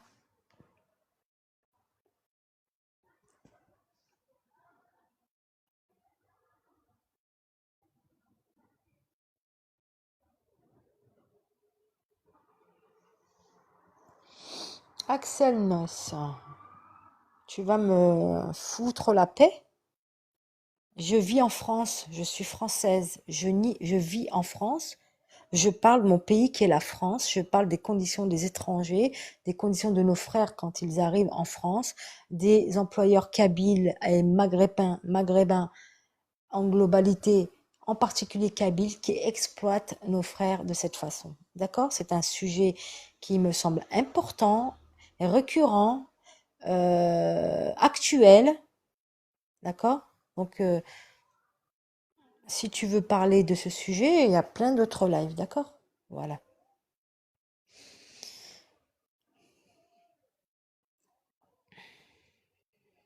C'est pas possible, ça a toujours pour venir me déstabiliser. C'est incroyable, ça. Coucou, Cerise. J'espère que tu vas bien. Dommage que je n'ai pas eu de témoignages des personnes primo-arrivantes ou des étudiants pour nous raconter les difficultés de départ lors de leur intégration ici ou ailleurs dans d'autres pays étrangers et savoir ce qu'elles ont subi. C'est vrai, c'est pas facile d'en parler, mais c'est bien aussi que moi, étant donné que j'étais au cœur du sujet, que j'ai aidé certaines personnes, que j'aide encore aujourd'hui, d'être régularisée aussi, d'aller dans ce sens. Je suis témoin, témoin oculaire, je suis un témoin important. Donc même si ces personnes n'osent pas en parler, moi j'en parle. Je veux en parler, je veux que ça se sache, je veux que ça s'ébruite, je veux que tout ça cesse et que ce sont des personnes à part entière, des êtres humains à part entière qui sont arrivés dans des conditions difficiles. Voilà. Peu importe pour quelles raisons elles ont fui leur pays, mais elles sont là, elles sont sur place, elles sont ici. Je pense que il faut leur tendre la main. Voilà, c'est notre devoir de faire ce qu'on peut, de les orienter. Moi, je m'étais adressée, et je vais m'adresser en particulier aux associations franco-berbères que j'ai interpellées à plusieurs reprises euh, pour leur demander des listes, par exemple, de restaurants solidaires, d'endroits où dormir, des associations qui sont susceptibles de leur trouver des colloques, des endroits où dormir, même une histoire d'un jour ou 2 jours parce que le 115 est vraiment saturé. Eh bien, il faut savoir que elles jouent pas le jeu du tout, hein, ces associations. Pas du tout, du tout, du tout, hein. Elles ne jouent pas le jeu, hein. J'avais proposé justement qu'elle mette en place un volet social pour les étudiants et les primo-arrivants pour les aider, parce qu'une association, elle a du poids quand même, elle a des partenariats, hein, faut pas croire, hein. Donc elles ont quand même du poids. La dernière fois, il y a un jeune qui disait, ben, tu peux t'adresser à une association kabyle en Île-de-France ou à Paris, je sais plus. Je lui ai dit, oh là là, mon pauvre, t'as rien vu. T'as rien vu parce qu'elles ne font absolument rien du tout. Désolée de te décevoir, mais franchement, elles ne t'aideront pas parce qu'elles sont pas là pour ça. Elles en ont que faire des étudiants de leur communauté, elles en ont que faire des primo-arrivants. Non, elles n'aident pas du tout. Elles vont te dire, ces associations, que ce sont des associations culturelles. Moi, j'ai rien vu de culturel jusqu'à présent. J'ai pas vu. Et ramasser du fric en faisant des galas, c'est tout ce qu'elles savent faire. C'est tout. Et faire des goûters à 2 euros la part de gâteau, s'en mettre plein les poches et faire des voyages après. C'est tout ce qu'elles savent faire, c'est tout. Il n'y a rien. Les associations culture berbère, elles font rien du tout. Et elles n'ont rien de berbère. Elles n'ont rien de culturel. Rien du tout. Voilà, c'est honteux quand même d'en arriver là. Parce qu'en France, vous avez des associations multiples, de multiples associations qui viennent en aide justement aux étudiants. Vous avez des épiceries sociales pour les étudiants. Vous avez quand même pas mal de choses. Même si aujourd'hui, même les étudiants souffrent beaucoup en France. Je ne parle même pas des étudiants étrangers, hein, je parle des étudiants français. Alors, les étudiants étrangers, j'en parle même pas. Déjà, vivent dans des difficultés et des conditions vraiment difficiles. Alors imaginez pourquoi nous, nos CNE, on ne s'occupe pas de nos étudiants. C'est ça que je ne comprends pas. Réveillez-vous les associations. Réveillez-vous. Créer des partenariats avec, comment dire, créer un système intergénérationnel avec des personnes âgées, moyennant des services, en échange d'un toit, en échange, voilà, ça existe au Canada, de ce genre de dispositif intergénérationnel, des étudiants logés chez des personnes âgées, moyennant des courses, moyennant des services, moyennant un toit, et tout le monde est content, tout le monde trouve son compte. Moi, j'avais proposé ça, de créer des partenariats de cet ordre-là, et de faire des choses dans ce sens-là. On m'a dit oui, oui, oui, on va le faire et tout. Et finalement, il n'y a jamais eu rien de fait jusqu'à aujourd'hui.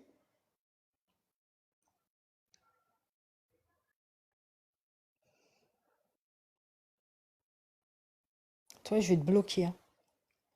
Oui, c'est des associations folkloriques. شرح كان السكسوك شرح ذايا.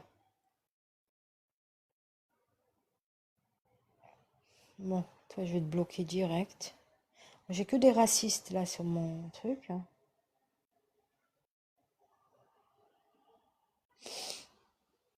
Ouais, j'ai que des racistes là.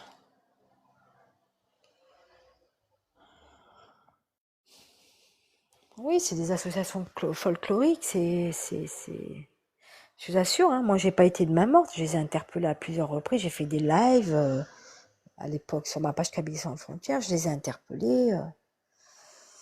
Et vraiment, il se passe rien, quoi. Il se passe rien du tout pour eux. C'est dramatique. Donc, elles vont s'y diriger vers les associations françaises qui sont sur le terrain, qui sont déjà très, très saturées. Et puis, leur suivi de restrictions budgétaires importantes aussi. Vous avez des associations qui ont complètement disparu pour défaut de subventions. On leur fournit plus, on leur donne plus de subventions. On a coupé des subventions à des associations qui étaient très utiles sur le terrain et elles peuvent plus travailler. Elles ont mis la clé sous la porte. Donc ça veut dire que ça engendre beaucoup plus de misère sociale, de pauvreté et d'exclusion. Alors imaginons le reste, les étrangers. Mais après, c'est voulu tout ça aussi. C'est une volonté politique. Ouais, c'est une volonté politique qui est vraiment très claire et limpide comme l'eau de roche. On autorise les étrangers, les étudiants étrangers à venir étudier en France et on ne leur donne pas les conditions. Surtout la première année, les étudiants étrangers n'ont pas le droit au crous. Après, oui. Et là, ils ont durci l'accès aux étudiants, les conditions se sont endurcies. Il faut qu'ils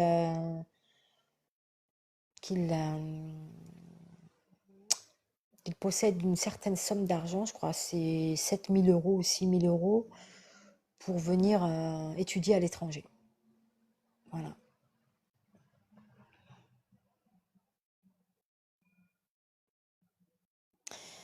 Ben, tu sais, je vais te dire une chose. Tu soulèves un point important là, Cerise, les mairies. Écoute bien. Dans la région parisienne, bon, moi je suis née à Paris, j'ai vécu 20 ans en région parisienne et après je suis venue à Nice 20 ans.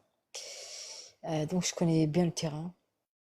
Il faut savoir que les associations de culture berbère qui ont pignon sur rue, toujours les mêmes, qui reviennent à la charge, toujours les mêmes qu'on voit, qui ont le monopole, on voit c'est toujours les mêmes en fait, qui ont le monopole. Eh bien, elles sont malines. Parce qu'il faut savoir, dans les mairies, certains élus, et pas mal d'élus, sont maghrébins, voire kabyles. Et il faut savoir elles en ont pas mal profité, justement, via ces élus, ces associations ont été privilégiées, mais à titre personnel. Pas pour l'association, mais à titre personnel, pour les présidents de l'association et les personnes qui viennent se greffer dans la direction de ces associations. Il faut savoir qu'elles en ont profité un max. Mais là, les législatives arrivent et ça va changer. Et là, on va voir qu'est-ce qu'il va se passer. Donc, les magouilles, les trafics, les dessous de table, les pots de vin, la corruption, et en plus on ne fait pas profiter sa communauté, c'est pas bien tout ça. Eh oui, mais je connais bien le terrain. Je connais. Moi, quand je parle en connaissance de cause. Je ne peux pas parler d'un sujet que je ne maîtrise pas. Non, jamais. Alors, on va voir en 2026. Je crois que ça va être autre chose. Je pense que beaucoup vont fermer. Hmm. La vie de château, c'est terminé. La vie de princesse, c'est terminé. La vie de princesse de Dubaï, c'est fini. Hein? Ça va être fini tout ça.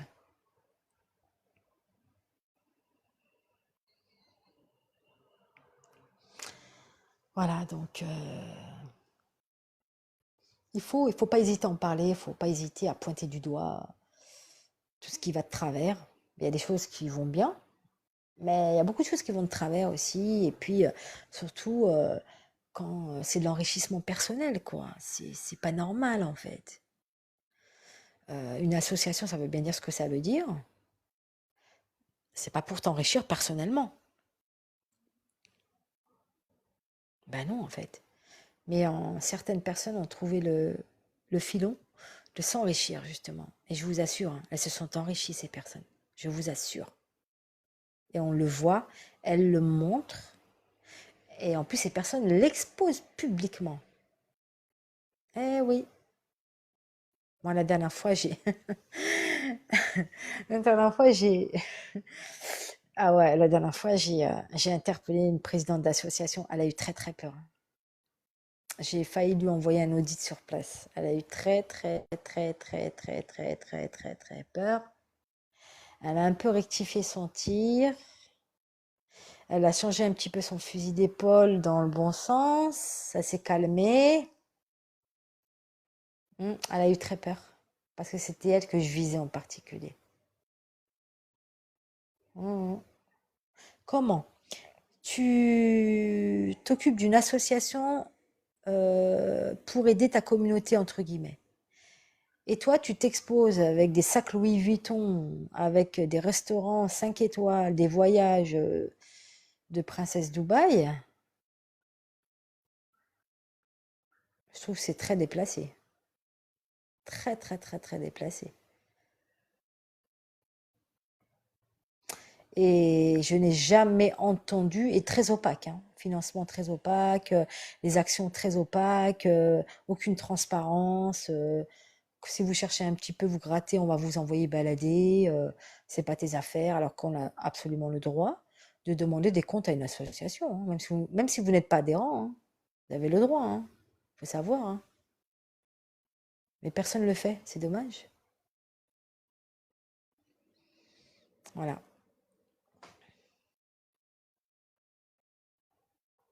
Oui, c'est intolérable, mais il n'y a personne qui bouge. Azul, Haïti, Amir.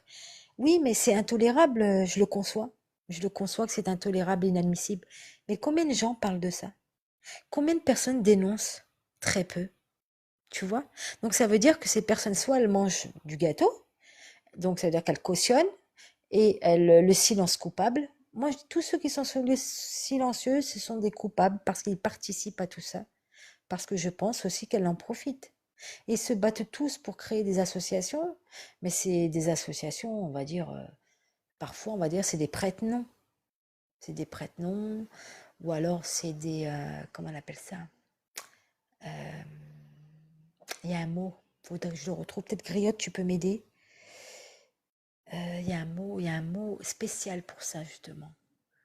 Il y a un prête-nom, mais il y a un autre terme aussi. Euh, J'arrive plus à retrouver ce nom, ce mot. Il s'apprête tout à fait à cette situation, mais ça va revenir. Euh, ah oui, c'est pour. Mais Griotte, quand je te dis enrichissement personnel, c'est enrichissement personnel. Mais le pire, c'est qu'elle ne se cache pas en plus. Elle le montre, elle a une amie. Et personne ne s'en offusque. Personne ne se pose des questions. Eh, mais comment? Par contre, en privé, moi j'en ai eu des personnes. T'as vu, regarde comment elle fait, regarde lui comment il fait, regarde avec l'association Pathie. Mais venez le dire en public. Exposez vos commentaires. Moi, on vient toujours en privé me dire, t'as vu? Je dis, mais j'ai une publication, une vidéo, exprimez-vous publiquement. Si on continue à cacher, à se taire, on n'avancera pas. Ça ne changera pas. Justement, pour que ça change, il faut divulguer. Pour que ça change, il faut dénoncer. Et dénoncer avec des preuves. Et il y en a des preuves, c'est pas ce qui manque. Il suffit qu'on envoie un audit dans cet assaut. D'ailleurs, elle a tellement flippé que je vous ai dit, elle a changé son fusil d'épaule. Bah, l'association, elle ferme de suite, hein. Combien d'associations vont fermer? On envoie un audit direct fermé. Après, je veux dire qu'il y a une complicité aussi, parce que, comme je vous dis, ça part des élus, euh, euh, ça part de certains élus qui sont de la communauté, et ouais, bah, c'est de la corruption, quoi, tout simplement. Voilà, c'est tout. Parce que aussi, moi, je la part du gâteau. Et ouais, bah, comme ça, bah, on va jamais s'en sortir, en fait. Du coup, ces associations ne sont pas vouées à aider, mais elles sont vouées à s'enrichir, personnellement, voilà, et à engraisser les élus, certains élus, voilà. Donc, il y a vraiment du ménage à faire, quoi. Ouais, des alibis, il y a un autre. Ouais, des alibis, ouais, ouais, aussi, ouais, ouais, tout à fait. Mais c'est un autre mot, je sais plus. Voilà. Il faut que je le trouve, ce mot, et après, je ferai une publication pour le mettre. Je l'ai trouvé. Je crois que c'est Association Rideau, ou je sais plus, un truc comme ça, enfin bref.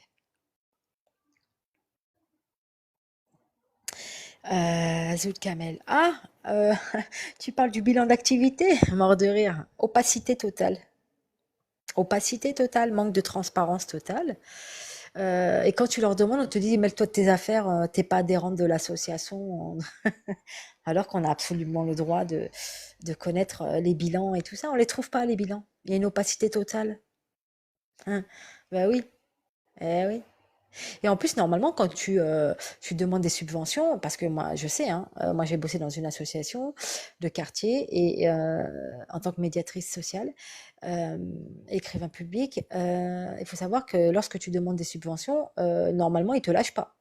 Chaque centime doit être justifié, tu as un compte, t'as un rapport à rendre annuel et tout ça. C'était à l'époque vachement fliqué.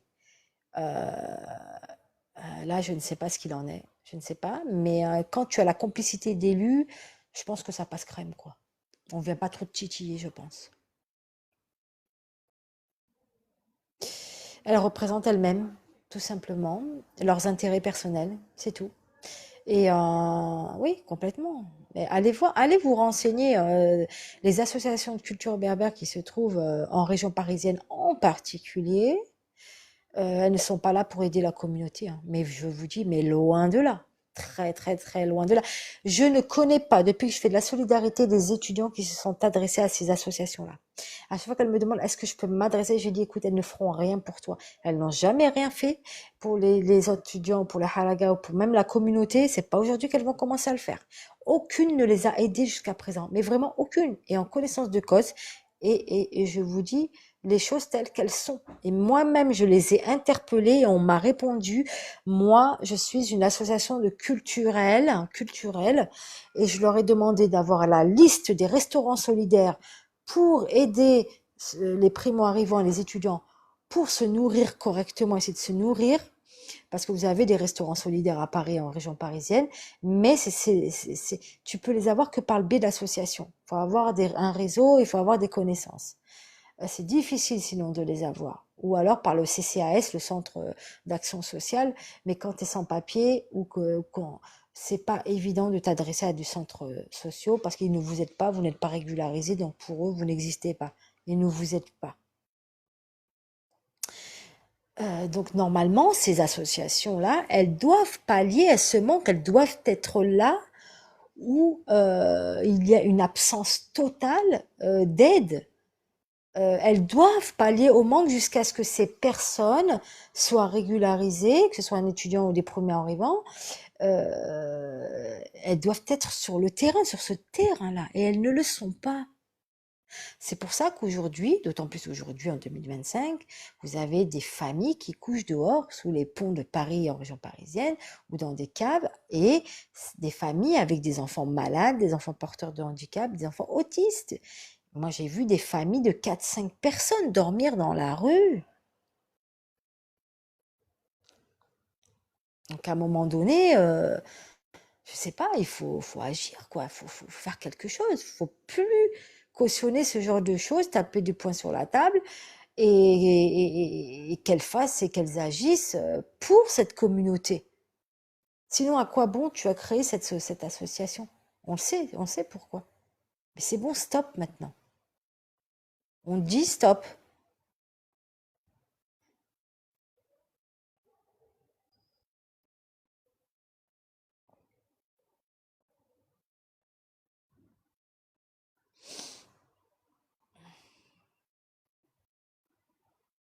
Mais toi, Kamel, tu parles en Algérie, toi. Moi, je te parle en France. En France, bon, c'est vrai que maintenant, il y a beaucoup de restrictions budgétaires concernant les subventions, les enveloppes attribuées aux associations ont été supprimées, voire très fortement diminuées, hein. Vous avez des associations qui ont claqué, qui ont mis la clé sous la porte, malheureusement. Des épiceries sociales qui ont mis la clé sur la porte. On est arrivé à une misère sociale sans précédent, hein. Sans précédent, hein. Ah, il faut voir, hein.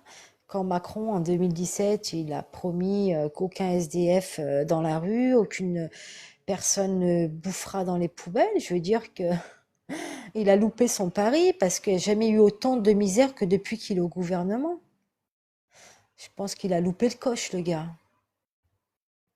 Ah ouais, mais complètement. Il a réduit à néant ce pays, il a mis ce pays à genoux. Et puis le gouvernement se gave.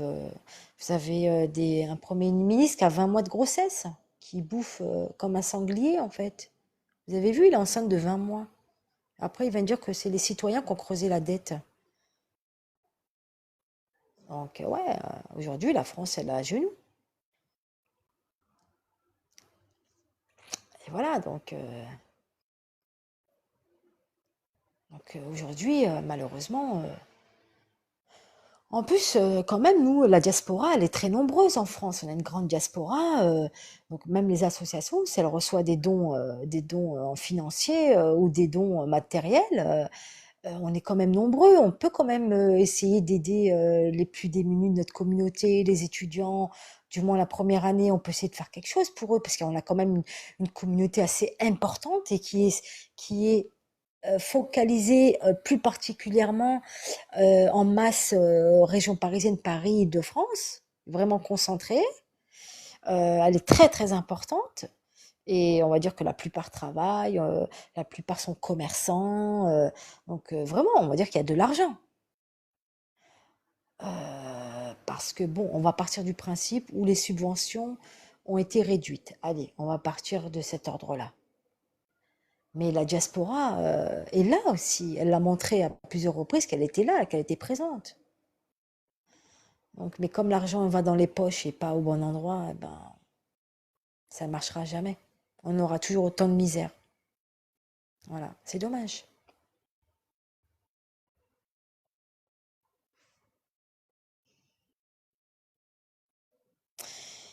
Ouais, ben, ouais, tu vois, donc tu vois, chaque bénévole contribue à sa façon et à sa manière, c'est magnifique. Donc vous avez vu, avec les peu de moyens que vous êtes complémentaires et vous avez réussi à faire des choses extraordinaires avec peu de moyens. Et alors en France, on peut vous dire qu'on a plus de moyens que vous. Et regardez l'État, regardez ce qui se passe. Regardez euh, la communauté, comment elle souffre. Et, euh, et surtout bah, les étudiants, surtout la première année. Après, pour les étudiants, ça va un petit peu mieux. Voilà. Donc ouais, il faut franchement, moi je vous lance un appel, les associations de culture berbère, il faut vraiment faire un effort au niveau de la solidarité et mettre en place un volet social vraiment, il faut vraiment y songer sérieusement, vraiment. Voilà. Parce que quand tu as, une personne en difficulté de ta communauté, un étudiant ou un primo-arrivant ou un haraga qui vient, j'ai pas à manger, aide-moi, je sais pas où dormir aujourd'hui, on te dit appelle le 115. Le 115, tu peux l'appeler pendant 10 jours, t'as pas de place.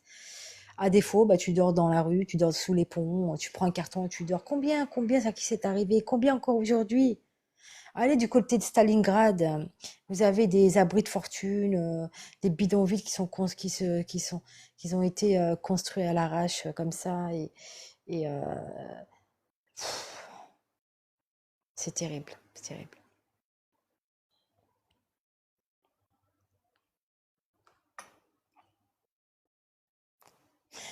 Ouais, mais complètement marchand de sommeil.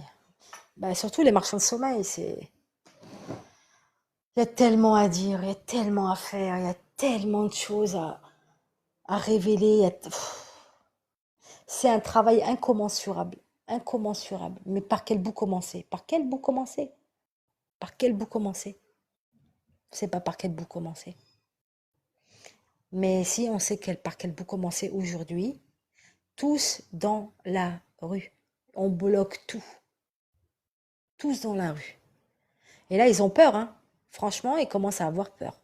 Parce que il y a, il y a une prise de conscience très importante. Il y a quelque chose qui se passe. Et ça va faire mal. Et on va pas lâcher. Voilà. Parce que c'est tout le monde qui souffre. C'est tout le monde. Tout le monde. Du plus petit au plus grand. Toutes les générations qui souffrent en France. Voilà. Il n'y a pas besoin d'être un étranger pour souffrir. Alors imaginez les étrangers, c'est pire. Et même les étrangers régularisés, hein. Attention. Ou ceux qu'on ne veut plus renouveler leur titre de séjour, qui perdent leur travail, leur logement, et ils n'ont plus qu'à rentrer chez eux, les bras ballants. Voilà. Et moi, je connais une personne, 10 ans en France. Hein. 10 ans. Elle a tout perdu. Logement, travail, elle est rentrée chez elle, la personne. Elle a fini par rentrer. 10 ans en France. Ouais.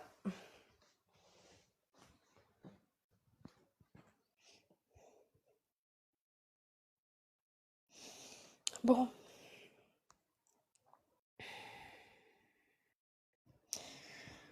Bon, Bon, bah, c'est dommage quand même que dommage. J'aurais bien voulu avoir des témoignages des personnes concernées, des étrangers, sans papier ou avec. Voilà, bah, peut-être la prochaine fois. En tout cas, je vous remercie pour les personnes qui ont suivi mon live, qui ont commenté, qui ont partagé. Voilà, ben, ça m'a fait plaisir d'évoquer ce sujet qui me semble quand même très important. Voilà, donc ce live sera téléchargé sur ma chaîne YouTube. Le lien, vous le trouverez sur ma bio TikTok.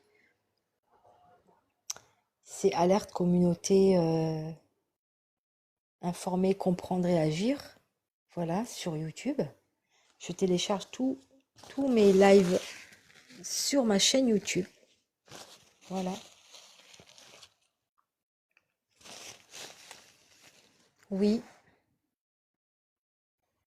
j'ai inscrit ma fille pour des études à Paris. J'ai claqué 7500. Oui, c'est ça. Études- C'est une école de commerce, une école privée, je veux dire, une école privée. Cerise, je t'en prie, Cerise. Merci beaucoup d'être là et d'être fidèle au poste. Je te remercie beaucoup. C'est très adorable de ta part. Donc, c'est une école privée, 7500. Ben, moi, tu sais, ça m'étonne pas. Mm. Tu sais, maintenant, le privé, ça veut rien dire, hein. Franchement, je trouve qu'entre le public et le privé, il y a plus de différence, en fait.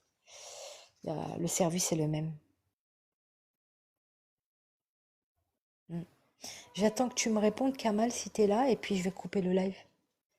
Donc, je t'ai posé la question, est-ce qu'il s'agit d'une une école privée? Je suppose que oui.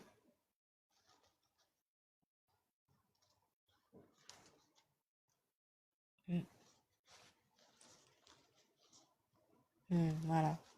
Eh oui, ouais, c'est ça.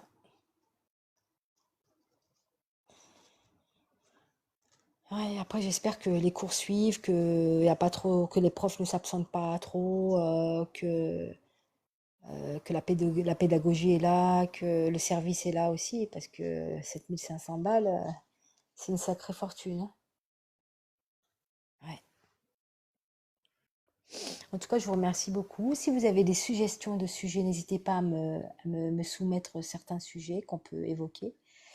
Voilà, en tout cas, je vous remercie beaucoup. Merci de m'avoir suivi. Merci d'être fidèle. Et je vous souhaite une très bonne soirée. Adam Gaze, douce nuit à tous. Ouais, pour le visa aussi, ouais, ouais, ouais. Mais il y a aussi une restriction au niveau des visas aussi, hein. Ouais, maintenant les conditions d'accès, elles sont, elles sont hard. Ouais. Mm, mm. Eh ouais.